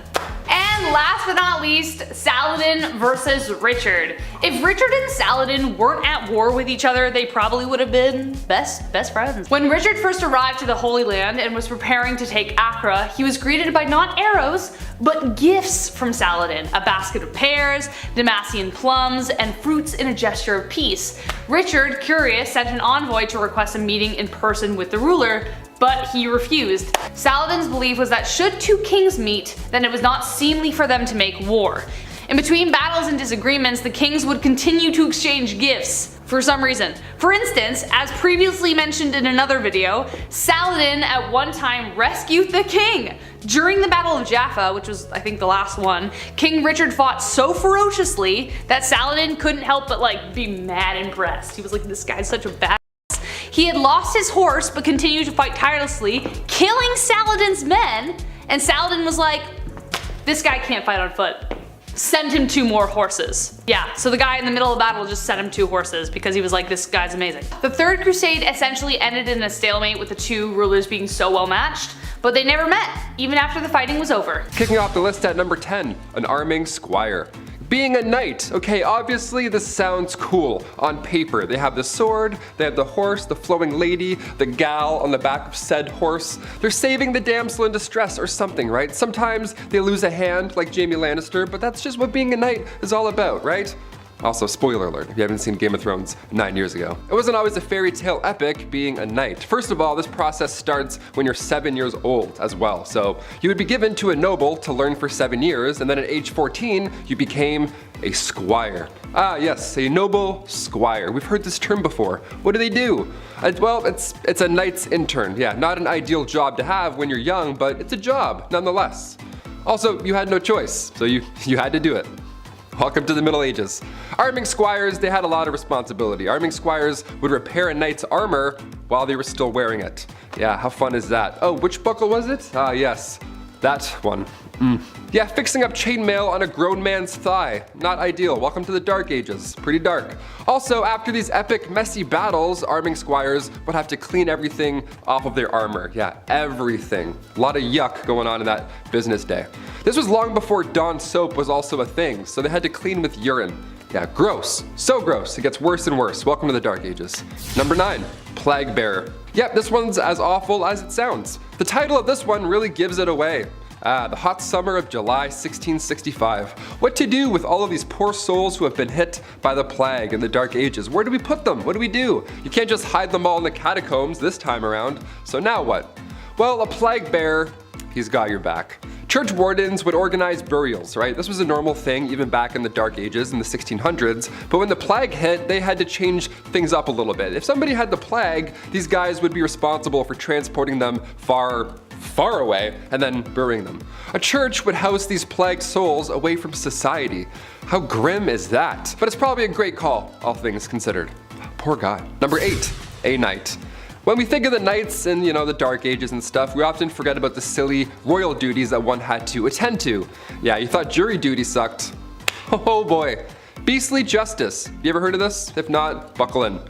Beastly justice was when animals had to go to court. Yeah, they were put on trial as well as humans. It's wild to look back at a knight and all the things they had to do for their kings and queens, but the fact they also had to wake up early and attend court like a noble, royal court where a wild animal was now taking the stand. What a joke. I'd be like, really? Do I have to be here? I woke up at 4:30. What's going on? Yeah, this would happen after an animal runs through town. It would attack people, being confused and being an animal and all, but the townsfolk would actually believe that the devil was somehow involved in this whole ordeal. These animals worked for Big Red himself, right? How weird is that? In 1457, villagers in France had to deal with 6 pigs who ran wild and attacked locals. They did a lot of damage, apparently. But instead of just, setting the animals free or putting them down or whatever, they just took them to court. A real court, a real trial. There was a judge, a couple prosecutors, 8 witnesses, a defense attorney for the pigs, which I gotta say that we gotta do a list on that. That's a terrible job. That's one of the worst jobs ever, I lightly introduced here. These pigs were then hung from a gallows tree. It was so horrible. The Dark Ages. Dark, right? A knight had to formally hang pigs after a trial was concluded. Yeah, being a knight sucked. Number 7, leech collector. I always enjoyed catching frogs growing up. That was always fun, but apparently I gotta step my game up. This is weak. A leech collector is, well, exactly what you think. Back when medicine was pretty much non-existent, sickness was just wafting throughout these old towns, just moving through towns. Like the G from the Goosebumps logo, just haunting towns, moving through. Scariest intro ever, eh? So the solution back in the day was the classic, oh, if you feel sick, maybe try bleeding for a bit, see if that helps. Yeah, they would use horses' legs to lure out these leeches, but most of the time these leech collectors would have to get in and get dirty and just grab them themselves. They would have to swim around and touch as many things as possible. They would make contact with as many leeches as possible. How gross is that? That was the best way to collect them, really. I would have fainted so often, that is horrible. The loss of blood here was obviously so intense, so it was a, horrible job to have. And on top of that, you gotta look out for the same reason they need leeches in the first place. Disease. Yeah, that's still out there. Leech collectors were so common throughout the 18th century that leeches basically were extinct at that point. We almost lost leeches. So close. Number 6, the Black Death. Ooh, talk about a curveball. The year's 1348. People are saying things like, don't let the bed bugs bite. Clearly not a very clean and safe time. The Black Death, aka pestilence, aka the Great Mortality, or simply known as the Plague. Single-handedly the worst pandemic ever recorded in history, wiping out somewhere between 70 to 200 million people. Ooh, now I get where bless you comes from. Someone sneezed back then and everyone's dead at 14. This is where we see those doctors in the terrifying bird outfits with the long noses stuffed with garlic and herbs. Excuse me? Yeah, he's not wearing a mask. I'm just trying to watch a cat publicly get skinned. Yeah, 6 feet please. Some doctors prescribed urinating on a person so that the bad smell would drive out the infection. Can you imagine? Just a doctor writing you up a script and go ahead and pee on yourself about 4 to 5 times a day. Take with food. Should be gone early next week. And just let me put my mask back on here before you leave. There you are. The plague started in Europe in October 1347 when 12 ships from the Black Sea docked at the Sicilian port of Messina. Most sailors aboard the ships were already dead, but those who were still alive were covered head to toe in black boils that oozed pus and blood. Ugh. Sometimes the Black Death included fever, chills, vomiting, diarrhea, temporary loss in motor skills, and then, of course, death. Number 5. Joan of Arc. Finally, a woman in the Middle Ages!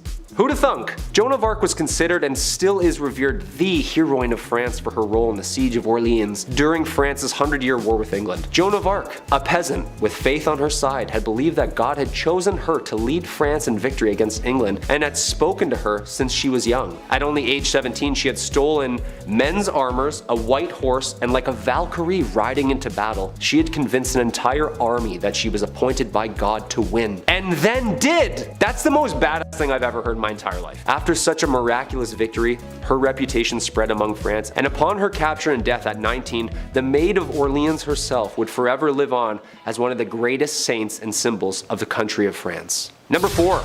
Henry V. Another war? All these people do is kill each other. Does anyone fish? Or golf? No one, huh? Just swords and heads, swords and heads. A history itself. This time, England beats France. King Henry V, Prince Hal himself, leans into his kingly duties, demolishing France in what Shakespeare would delve into years to come. The Battle of Agincourt is one of England's most celebrated victories and was one of the most important triumphs in the 100 Years' War. Then should the warlike Harry, like himself, assume the port of Mars, and at his heels, leashed in like hounds, should famine, sword, and fire crouch for employment. Henry V. Prologue. Good stuff. How come these guys didn't just like rap battle or play soccer or something? Like, an arrow right through the chest is way worse than a red card, just saying. Hey, speaking of soccer. Number 3, mob football. I'm not talking about the mafia. Put 1,000 on Brady, would you? I'm talking about mob football, also known as folk football. It's just like our modern day soccer. Town versus town. Except it has an unlimited amount of players. And there's only 2 rules to the game. Get the inflated pig's bladder over the opposing team's lines on the other side of town, and no murdering. I mean, I guess this is closer to rugby? Yeah, this is literally just rugby. This game was played competitively and eventually outlawed at Oxford University in 1555. Just a guy named Jeeves in a polo. Oh yeah, I play mob football at Oxford. Yeah, I'm also in a frat. This game got so out of hand it was banned numerous times in England. There is great noise in the city caused by hustling over large balls from which many evils may arise which God forbid. We command and forbid on behalf of the king, on pain of imprisonment, such game to be used in the city of the future. Thankfully this game has calmed down over the years and now has become the most popular played and watched game across the world. Go Liverpool! Number 2, the printing press. The printing press is a machine that was designed for the mass printing of text, mostly in form of books and newspapers. With an unknown date of origin, first invented in China, this machine, designed in the 15th century by Johannes Gutenberg, was a revolutionary new form of writing which would only change the direction of history with the mass production of uniform text. Long story short, people didn't have to get the world's worst wrist cramp writing Hamlet over and over again. To be, or not to be, 86 more folios? The alphabetical metal keys would be placed into the device and slammed into the paper, pressing ink upon the parchment. You know there's gotta be some books half written in purple ink because they just ran out of black. Come on, we've all been there. Ink's expensive. Number 1, William Shakespeare. The Bard himself, arguably the most influential writer of the English language. William Shakespeare was born in Stratford, England. One of the easiest ways we can look back into the dialogue and lifestyle used by the people living in the Middle Ages. This playwright documents the world in which he lives from 1564 to 1616. Due to Shakespeare's unbelievable talent for building and fabricating an array of diverse stories and characters via players, modern day is able to see the Middle Ages and the similarities and differences the people were experiencing. His plays are based in the environment that they were written in. He writes about diseases, he writes about monarchy, he writes about women's rights. Okay, so no one actually got turned into a donkey by some fairies in the woods, but some of those wars actually did happen, and some of those kings and queens were really twisted. How this man created so many brilliant works and stories, all part of the mystery. Number 10, Treaty of Verdun. The Treaty of Verdun, or also known as Traité de Verdun, was a contract agreed on in August 843 in which divided the Frankish Empire into 3 kingdoms among the surviving sons of the Emperor Louis I, the firstborn son and heir of Charlemagne. Long story short, all the grandsons were all at civil war with each other about who was getting what did grant the promise. The treaty followed shortly after almost 3 years of wars between the brothers. It was the first in a series of partitions contributing to the dissolution of Charlemagne's empire, and it is seen as a blueprint in which modern societies are based off of. Basically, the brothers all had to split what their grandfather had decreed his own into land. Lothair the First, coolest name, Charlemagne's eldest son, received Francia Media, or the Middle Frankish Kingdom. Louis II received Francia Orientalis, or the East Frank Kingdom. And Charles II received Francia Occidentalis, or the West Frankish Kingdom. You and I both know the youngest got the most. Come on, I'm just gonna say it right out. Everyone likes to talk about the eldest son this and the eldest son that, but we all know the baby gets whatever they want whenever they want, don't they, huh? I'm looking at you, Taylor. Come here, man. It's true, man. The baby gets everything. Middle child? This guy didn't even exist growing up. Didn't hear from him. Number 9, underground castle. Big Chet and I are currently replaying Ocarina of Time, so in honor of Hyrule, I gotta include this medieval castle. It was once a residence during the reign of King Henry III. This castle was actually discovered recently underneath a prison yard back in 2015. The old prison castle, we love those.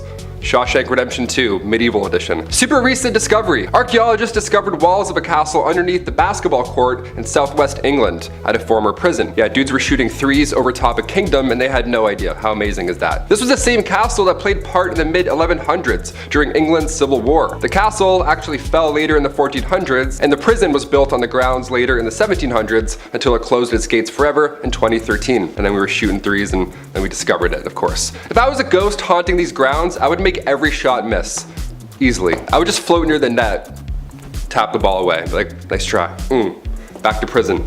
Number 8, stonemasonry. So we all know about who wrote what and who translated what to what text and which language while writing what play, which was based on who. But who built all this stuff? When we think of the Dark Ages, we can't forget the megalithic Leviathan stones carved and molded together to create the enormous Gothic castles and cathedrals that are still standing to this day. How did people do it back then? Well, masons in medieval England were responsible for building. Masons were highly skilled craftsmen, and their trade was primarily used in the building of castles, churches, and cathedrals. There were 3 main classes of stonemasons. There was the apprentice, the journeyman, and the master mason. So what would a medieval construction site exactly look like? Well, of course, there's the master mason. He's usually the head and the overseer of the work, and he's the most skilled of the tradesmen. This is like the head honcho on site. We've all seen this guy walking around site. He's always angry, he's always yelling, "Hey, who's got the plans? You, give me those. What are these? Backwards, you idiot. I would have put the window down there." So how did they exactly chisel out all of these castles from one giant rock? Well, they didn't. The stone had to be quarried first. From quarrymen. These were not masons. Their job was to get the stone for the masons to work on out of the ground. Local stone was used first, but occasionally stone could travel vast distances, even from other countries. So I gotta drag that boulder there all the way to Scotland? Okay. Some of the most beautiful architecture ever created can be still seen across Europe. The amount of time and skill it took for these people to have designed, constructed, and chiseled such megalithic sites still baffles me. I'd be trying to read the plan still.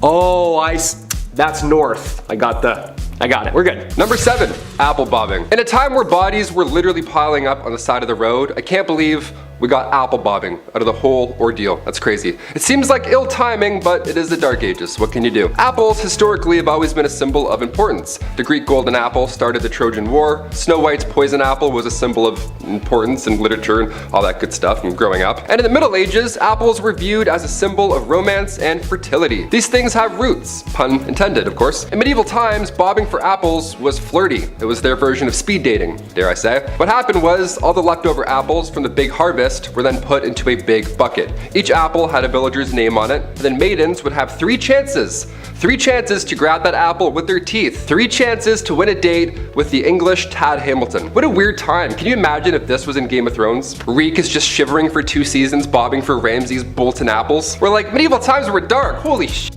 The Woolpit alien children are number 6 in our countdown. 2 English chroniclers reported a story from the 12th century that villagers of Woolpit discovered 2 children, a brother and sister, who had green skin and spoke an unknown language. The children were quickly taken to higher officials, Richard D. Colnay's house, where he attempted to communicate and failed. The children also refused to eat for days on end until seeing green beans in the garden, which they ate straight out of the ground. They stayed with Richard long term as he converted them to a normal diet, and they started to lose the green pigmentation. Obviously, after time and growth, these children learned English, and when they were asked where they were from, they told Richard, "We are inhabitants of the land of Saint Martin, who is regarded with peculiar veneration in the country which gave us birth." They further explained that where they were from, everything was green, and they had been tending to their father's animals that they followed into a cave. Emerging out of it, they found themselves in Woolpit. "The sun does not rise upon our countrymen. Our land is little cheered by its beams. We are contented with that twilight which among you precedes the sunrise or follows the sunset. Moreover, a certain luminous country is seen not far distant from ours and divided by a very but considerable river." Shortly after this description of a non-existent land, Richard took the children to be baptized in a local church. However, the boy died very shortly after from an unknown illness. The girl, known as Agnes, grew into adulthood and married. She remained private and spoke little to many, and so the secret of their original homeland died with her. Children's Crusade is number 5. Joining Where the Wild Things Are and Labyrinth for most bratty and annoying kids is a boy in some stories named Stephen, who claimed to have been given a divine message from God to go forth and conquer the world. He was 12. Anyways, Stephen approached many royals looking for resources only to be turned away.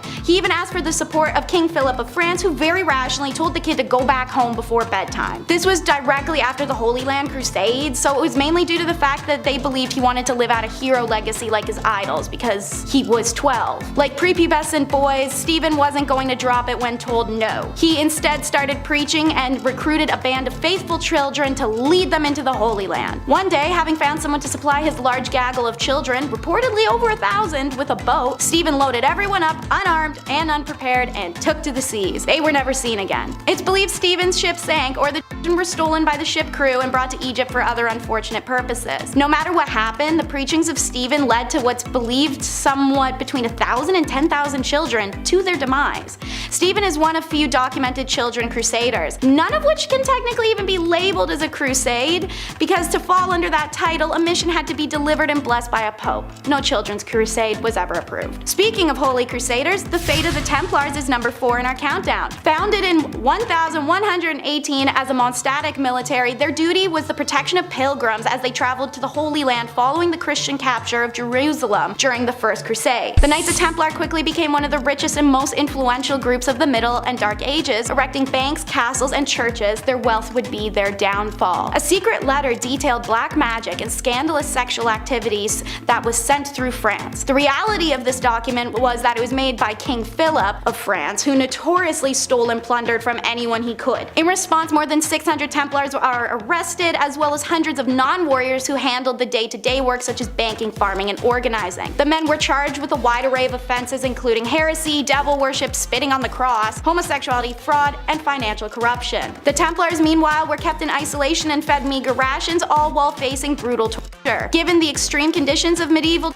methods, it's not a surprise within weeks, hundreds of Templars just confessed to false charges. Their lands and money were confiscated and officially dispersed to another religious order, the Hospitallers, although greedy Philip did get his hands on some of the cash he coveted. Didn't know this guy was real, but the Pied Piper is number 3. The proof is etched in the Hamlinia face itself. An inscribed plaque on the stone facade of the so-called Pied Piper's house, dating to 1602, reads, AD 1284. On the 26th of June, the day of St. John and St. Paul, children born in Hamlin were led out of the town by a piper wearing multicolored clothes. After passing the Calvary near Koppenberg, they disappeared forever. The tale, in fact, has survived a very long time. Originating as medieval folklore, it inspired the Grimm brothers' legend The Children of Hamlin, and one of Robert Browning's best-known poems, The Pied Piper of Hamlin. While there are some small differences in the stories, the basics remain the same. The piper was hired by the people of Hamlin to rid the town of rats. Trailing after their hypnotic notes, the rat catcher and his magical flute made them go to their demise. sacrifice. But when the town refused to pay the piper for his service, the savior came for Hamlin's children. Entranced by the notes of his magic flute, the boys and girls followed the piper out of town and simply vanished. So what happened to Hamlin's children? One theory is that the Pied Piper played the role of a so-called locator or recruiter. They were responsible for organizing migrations to the east, and they were said to worn colorful garments and played an instrument to attract the attention of possible settlers. Popular opinion is, if this is the case, the children may have been taken to the Berlin area, as the family names common in Hamlin at the time show up in surprising frequency in areas of Uckermark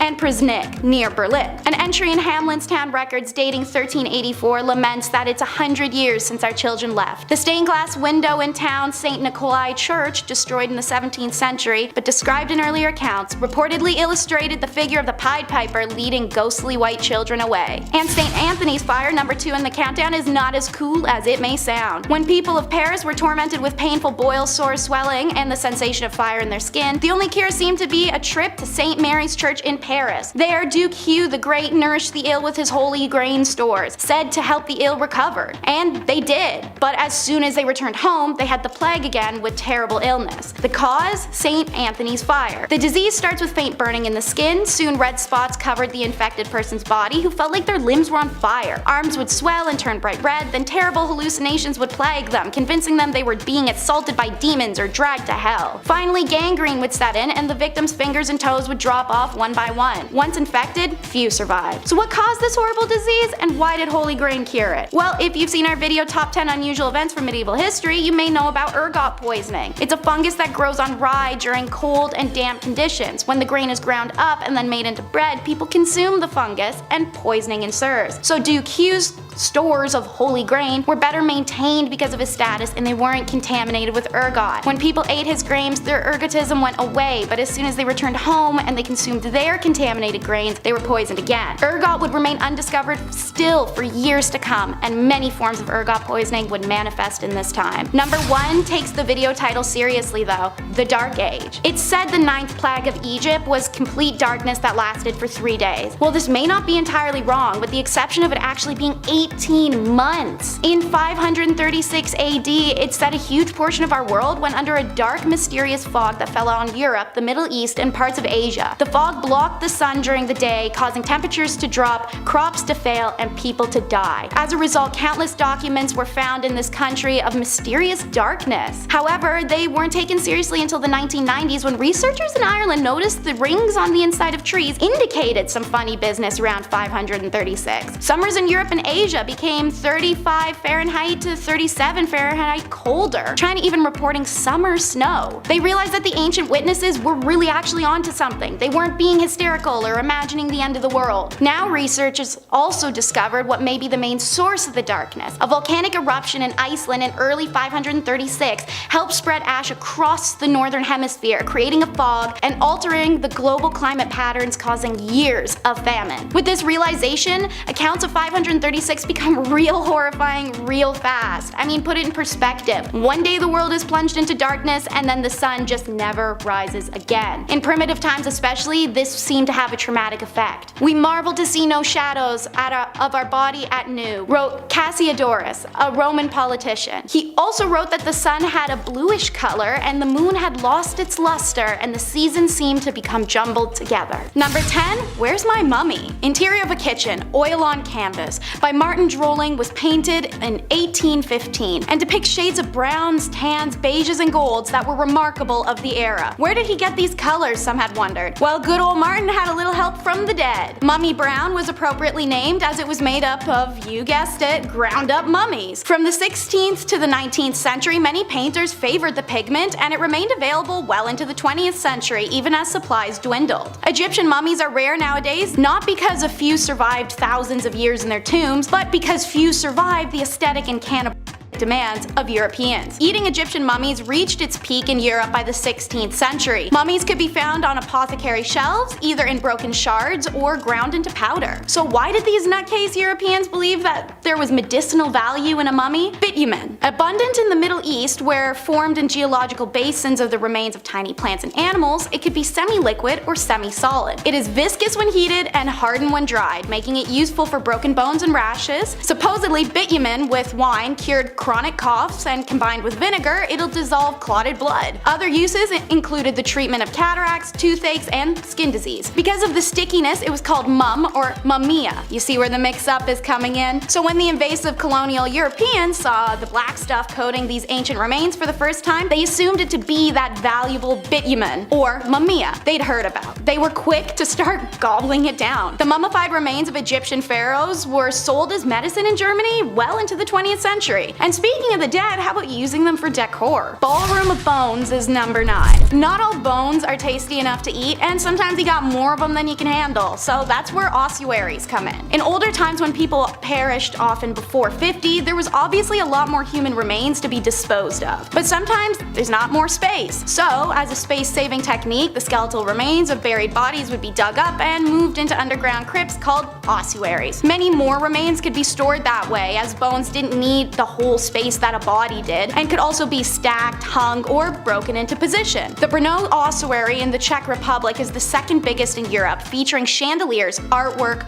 words, crosses, really anything that can be made up of bones. These structures and pieces can be incredibly elaborate. Hull State Charnel House features hundreds of hand-painted skulls, and the Sadlec Church ossuary even features a large crown made up of human remains hanging over the pew where they preach from. If you're goth, you may want to consider that for a marriage location. Let's get hot with Greek fire in at number 8. Greek fire, arguably the Jesus of the flame world for its ability to walk on water, baffles historians and scientists alike to this day. Invented in the Byzantine Empire in the 7th century, this fire was used to defend their empire from invaders. Countless documentation verifies to us today that the stories of this fire was very real, but because its formula was a state secret, nobody's quite sure what it was used to create this liquid. The substance could be thrown in pots or shot from tubes. It apparently caught fire spontaneously and could not be extinguished with water. It could burn on top of it. It was heated and pressurized, then delivered via a tube called a siphon at the Grecian enemies. What's truly fascinating about Greek fire is that armies who captured the liquid concoction were unable to recreate it for themselves. They also failed to recreate the machine that it was delivered from. To this day, nobody knows exactly what the ingredients went into this mixture. Dance the day, night, and your life away with number 7 in the countdown. The Kavik incident is one of the first few recorded instances of dancing plagues. Later, there are stories of unstoppable, sometimes fatal, dancing in the German town Erfurt in 1247. Shortly after, 200 people are said to have danced themselves all over a bridge of the Moselle River in Maastricht until it collapsed, drowning them all. The 1518 event was most thoroughly documented and probably the last of several such outbreaks in Europe, which took place largely between the 10th and the 16th centuries. A woman reportedly stepped into the street and began dancing, seemingly unable to stop, and she kept dancing until she collapsed from exhaustion. After resting, she resumed the compulsive, frenzied activity. The more she continued, the more others were afflicted, and within a week 30 others mimicked her strange behavior. Alarmed city officials thought maybe more or better dancing was the solution, so they gathered up the real pros and some music and arranged dancing halls to help the afflicted boogie this out. Instead, the opposite happened, and now as many as 400 people were consumed by the dancing compulsion. A number of them died from their exertions. In early September, the mania began to abate, and that's the last we know of this phenomena. So what is this plague, and why were all these people dancing themselves to doom? Well, the explanation at the time was the usual stuff like demonic possession or your blood was too hot. Modern day, it's likely because of ergot poisoning from molding rye flour used to make their bread, as it's been known to cause hysteria and convulsions. To this day, hundreds of accounts of dancing plagues are found recorded in Dark Ages, but we have no explanation as to why. I don't see dead people, I see green people. Number 6. Jesters. The earliest accounts of the fool go back to the 11th century, so pretty OG. These fools were hired to liven up the party, dance and be silly, wear pajamas. Most of you have an image of a jester in your head, jumping around on tables, telling jokes. That's actually pretty accurate. Yeah, it was pretty fun. It was one of the best jobs to have, obviously. This title of a minstrel, or a fool rather, it was an honor to have. The fool's payment also was no funny business. That was good stuff. Roland Lepetier, he was like a major jester back in the day. This guy got 30 acres of land from King Henry II. Just here you go. Just show up and fart and be funny. Have all this land. That's like a kingdom. You have a kingdom because you're funny and you're silly. He would whistle, jump around, and literally fart on people. On Christmas Day, this guy would come over and just ruin your entire breakfast and just be like, yeah, I have all this land. And then he would take off. Crazy. You just ruined Christmas, sir. Stop farting on my food and family. Thank you. I would never want to be a jester. They had to also go into battle and spread bad news too. It was fun and silly, but they were also royal. They had to do lousy stuff too. Number 5. Groom of the stool. Nowadays, higher ups in the office, they have assistants, to grab your coffee for you. Maybe they answer some phone calls, keep the business running while you're off, doing your businessman stuff. Assistants are vital today. The groom of the stool, though, that was a bit much. We have some labor laws put in place now. I don't think we're gonna see any online ads opening for a groom of the stool. We'll see though, fingers crossed. It had good benefits. Back in the Dark Ages, this role was vital and respected. It was created by King Henry VIII, and this role was to assist the king, and specifically assist his bowel movements. You had a box that you carried with you at all times. That's where the magic happened. The dark magic happened in this box. You would literally follow the king around until he needed to go to the washroom, until he needed said box. Porta potties weren't a thing back then, and there's no way you're going to catch that king squatting in the woods. In fact, you wouldn't even catch that king wiping his own behind. That chore was also reserved for the groom of the stool. Yeah, lucky you, right? In this stool, you would have water, towels, a wash bowl. The whole setup would be in there. You're probably thinking, Taylor, which poor soul had to be stuck with this role? A prisoner? Somebody who lost their sense of smell, hopefully? No, only sons of noblemen could take on this role, and in doing so, they also gain access to every room in the castle, tons of clothes, any bedchamber furnishings, you name it, and of course, a high pay. Always helps. Thank God. That's maybe the worst job in history. Maybe. We're almost there. You'll see. Number 4. Divorce lawyers. If you've seen Game of Thrones, you've heard of trial by combat. That was the norm back in the day. You fight for your freedom. That's great. But what about divorce by combat? What in the Mr. and Mrs. Smith is happening? Was this real? I can't believe this. If you and your significant other weren't getting along in the Dark Ages, instead of, dishing out thousands on couples therapy and signing all that paperwork and getting it done with and going your separate ways, no, instead they would battle each other, like combat. It was an organized event too. It had restrictions in place for the husband. It's pretty hilarious to think back on. Like the husband would have to stand in a hole with one hand tied behind his back, while the wife ran circles around this hole with a sack full of rocks. A sack full of rocks, how intense is that? That's why you don't cheat in the Dark Ages, Lancelot, okay? Just take the barn, take the horse, take it all, I quit. Get me out of this hole, untie me. Number 3, toshers. Toss a coin to your tosher, here we go. This was one of the worst jobs back in the day, and it wasn't even a legal job. Shh, don't tell. If you know any toshers, keep their secret, Early 19th century London, I know, a little more modern here, but definitely worth a mention. These toshers would spend all their time in sewers below London trying to find coins or valuables that have been just accidentally washed away. Yeah, they would just search for scrap metals, anything really that nobody else wants to go down and claim. Or reclaim, rather. It was worth the plunge as well. A lot of these folks would make around $20,000 a year. Just gotta do this a lot, and you're good. Number 2, dentist, doctor, surgeon, spy. Dentists were not a thing in the Middle Ages, Dr. Downer didn't politely tell you to floss more and then shake your hands while you're watching a show, getting a cleaning. No, it wasn't like that at all. They did have a barber. They had one guy, he did it all, a barber from the Dark Ages. Yeah, this appointment is gonna suck, my friends. Cavity, toothache, maybe you accidentally bit a rock, chipped a molar. They would only pull these teeth, that was the only solution. Barbers were responsible for cutting hair, pulling teeth, bloodletting, the classic 3-in-1 appointment we all have to do every month. Doctors were seen throughout history, and they've seen a lot of horrible stuff. Back in the 1500s, patients were walking in with an arrow sticking out of their legs. Yeah, instead of cutting the tip off and pulling the opposite way, the arrow remover would come in and then, cut into the injury, opening it more. That's always great. And then you would hold it open, and then you'd pull the entire arrow back out of your leg. Yeah, what a fun job. Or chest. Wherever the arrow went, you had to figure that out. This poor soul.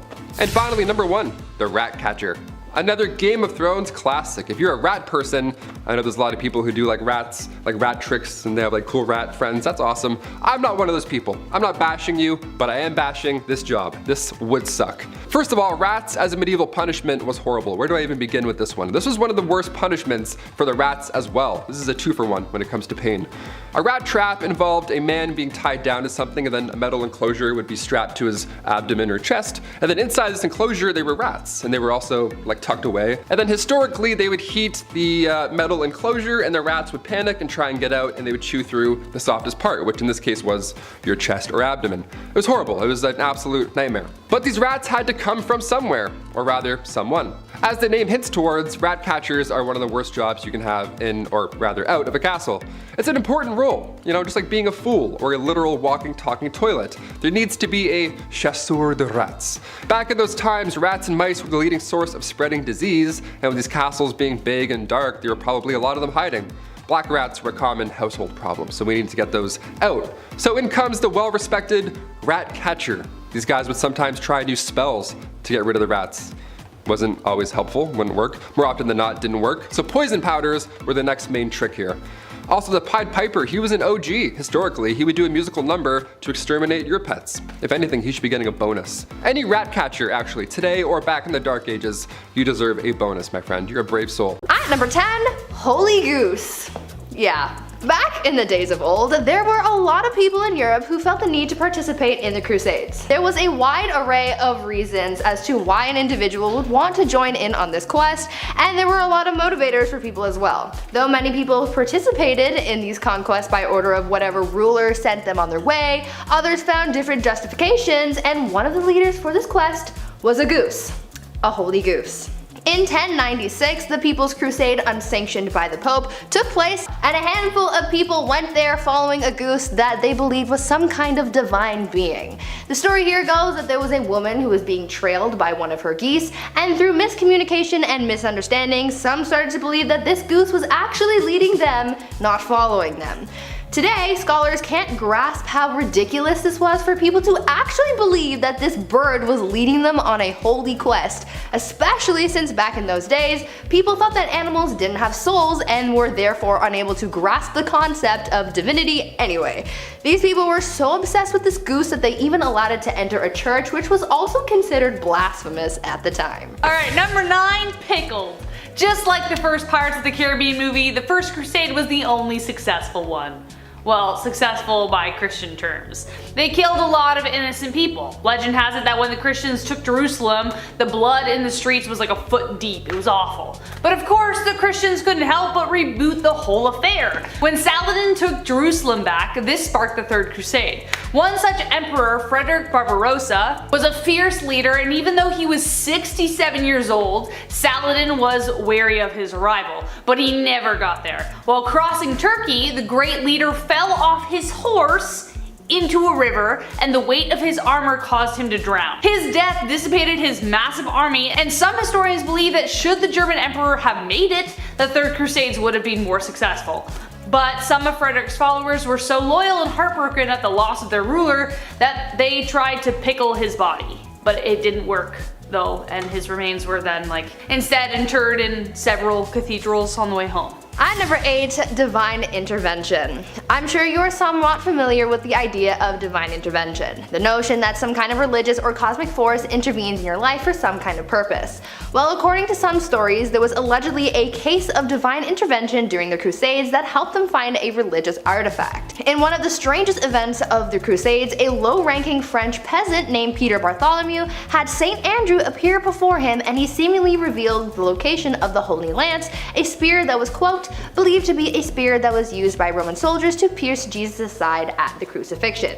Now you can imagine that if this peasant man went up to someone in a higher rank back then and told them that they were visited by a saint and told them where to find the Holy Lance, they would probably be a tad bit skeptical. But they still took a chance on him, and wouldn't you know, they actually found the religious artifact. People were still a little confused as to how Bartholomew knew exactly where to find it, and so a little later on, he tried to prove himself through trial by fire. But as you can imagine, that did not really work out in his favor. He ended up badly burned and passed away shortly after. Number 7, the Crusades, but for kids. So contagious was the idea of the Crusades that they even made a boys and girls club all about it. Different times, folks. Different times. 12-year-old Stephen of Cloyes began the pursuit with tens of thousands of children in his wake, ready to fight the Holy War. Of course, the King of France and the Pope gave him one look and were like, "Nope, go home." But they persisted. Stephen had a divine vision and preached to whomever would listen, and he was really good at promoting hysteria. A similar thing happened in Germany, led by a boy named Nicholas of Cologne. They were unarmed and optimistic that they could take back the Holy Land. Though of course both uprisings were absolute failures. The herd of mini crusaders got as far as Italy, then language barriers, hunger, and exhaustion became too big an obstacle to overcome. Stephen did get an audience with Philip of France, but that was about as far as they got. Some historians wager whether it was this fantastic tale that inspired the story of the Pied Piper. Number 6. The feudal system, aka feudalism, was a form of structure system existing in medieval Europe in which people would work and fight for nobles who gave them protection and land in return. A social, political system in which landowners would contractually bind tenants to exchange their goods, loyalty, and simple space for safety and comfort within the laws of those ruling. Basically, this is like our renter's agreement now. I'll give you a place to stay and some heat. You give me an unfathomable and overpriced amount of shillings for these extremely low ceilings. Yeah, talk about crooks, man. This system stayed in place for more than 1,000 years and managed to fizzle its way out of society somewhere in the 15th century. Not just anybody would ask to be signed to this deal. There was structure and there was order. There was a lord, aka the landowner, aka your landlord, allowing vassals, aka tenants, to rent the land by providing services, especially military services. Yeah, you can stay here, but once in a while we're gonna need you to dump a bunch of boiling water and over that wall. Is that cool? Yeah, you're fine with that. The plot of land, called a fief, was typically worked on by serfs, who were laborers who had very few rights and were bound to the land itself. These were the lowest class of people, and they basically did any and all to stay safe on the lord's land. Jobs would include farming, jobs would include cleaning, and was a minimum of 3 days' work to maintain in good standing and remain stationary. Sure, there was no dental or mental health days, but come on, a 3-day work week? Plant a couple carrots here and there? It doesn't seem that bad. Number 5. Fear the Dead. With The Walking Dead on their 47th season, I think it's time to take a peek into zombie history, shall we? And find out where this grim idea really started. Well, it's certainly not a new one, I'll tell you that for free. As far back as the early 1300s, residents were buried in the village of Warren Percy, where archaeologists discovered them many moons later, and they discovered marks on their bones. Cuts, burn marks, you name it. Apparently this was all done after they had passed away. But why? Scientists believe that these injuries inflicted after their untimely death were to prevent them from being reanimated, coming back to life and haunting your village. To keep them in their graves, of course. Unless this dude did something to piss off an entire village that much, they were clearly afraid of this corpse coming back to haunt them. Number 4. Studia Generale. This period also saw the birth of what we call the modern university. This was a culmination of material translated and taught to provide a new infrastructure to scientific scholars. Some of these new universities were registered by the Holy Roman Empire as an institution of international excellence, giving it the title Studium Generale, or better known as Studia Generale. Most of the early Studia Generale were discovered in Italy, Spain, England, and France. These places of study were considered the most prestigious places of learning in all of Europe. I bet you the school hoodies were still so expensive. Just someone's old textbook with a mustache drawn on Marcus Aurelius. The list and number of institutions began to grow as new universities were founded throughout Europe. As early as the 13th century, scholars from the Studia Generale were encouraged to speak and lecture courses at other institutions within Europe to share documents and information, which led to the current academic culture seen in modern universities today. It's a TED Talk, come on. There had to be one cool professor back then, like the guy who lets the class teach itself, orders pizza, has tenure, and hates the monarchy. Number 3. Medieval taverns. Say you want to grab a pint with the local lads. Where do you get an IPA in the Dark Ages? Where do we get a 6-pack of Arthurian ale? Well, this is the medieval ages, so instead of venturing through the woods to hopefully maybe find another town, just ask thy neighbor. That's right, in the Middle Ages, you could brew your own ale. No problem, no one's asking any questions. Give it a shot. In the late 12th century, baking bread was not freely permitted, but making ale in your basement was. I guess that's great. So the higher ups, the noble lords, they wouldn't care if you made ale and had a block party, but if you made a weak ale, or it was improperly measured and then distributed, then, and only then, do you get a fine. Arrest this man at once. Number 2. St. Patrick. St. Patrick was a 5th century Roman British Christian missionary and bishop in Ireland. Also known as the Apostle of Ireland, although he is the first apostle, having lived prior to the current laws of the Catholic Church. He is considered a saint in the Catholic Church and is regarded as the enlightener of Ireland. The dates of Patrick's life are not certain, but there is a consensus that he was active in Ireland during the 5th century, making his rounds as a missionary, speaking the good word of God. But let's get into what everyone talks about with this guy. The good stuff, like slamming a green Guinness or getting all the snakes out of Ireland. I mean, I love the structure and the faith and stuff, but also chasing every snake out of an entire country with a walking stick? Shoo! Shoo, you fool, you bleeding bleeder, go, go! Do you know how big Ireland is? St. Patrick's Day is on March 17th, the supposed date of his death in 461 AD. It is enjoyed inside and outside Ireland as a religious and cultural holiday and remains a celebration of Ireland itself. And finally, number 1, dancing plague. A medieval plague, but make it groovy. Yeah, let's start dancing. That's right, the dancing plague. This was a real danger back in 1518. I'll try not to laugh, but I'll try. This was perhaps one of the weirdest events in history. Fra Trafea was the first victim of said plague. She was moving her body around frantically, so much so that it resembled a dance or something, in the middle of the Holy Roman Empire. And as if that wasn't weird already, dozens of others began to join. And then more, all moving their bodies with a similar, wacky, frantic twist. This was long before Chubby Checker came along, so we still have no idea what was going on here. Like, we're out of guesses at this point. This twist lasted for months. People were dropping on the spot. It was scary and confusing. In total, there were around 400 victims that fell to this mysterious illness. That's a lot of deaths. That's a lot of real deaths. This was documented in 16th century historical records, so I don't think the story is made up per se. No one would make this up. It's terrifying. A Catholic saint at the time, Saint Vitus, was believed to have the power to curse people with said dancing plague. What an amazing power also. Guy starts moonwalking away, you're like, beat it. Some suggest this was a cult, others believe they ate toxic rye. Who's to say for sure? Either way, we're all dancing.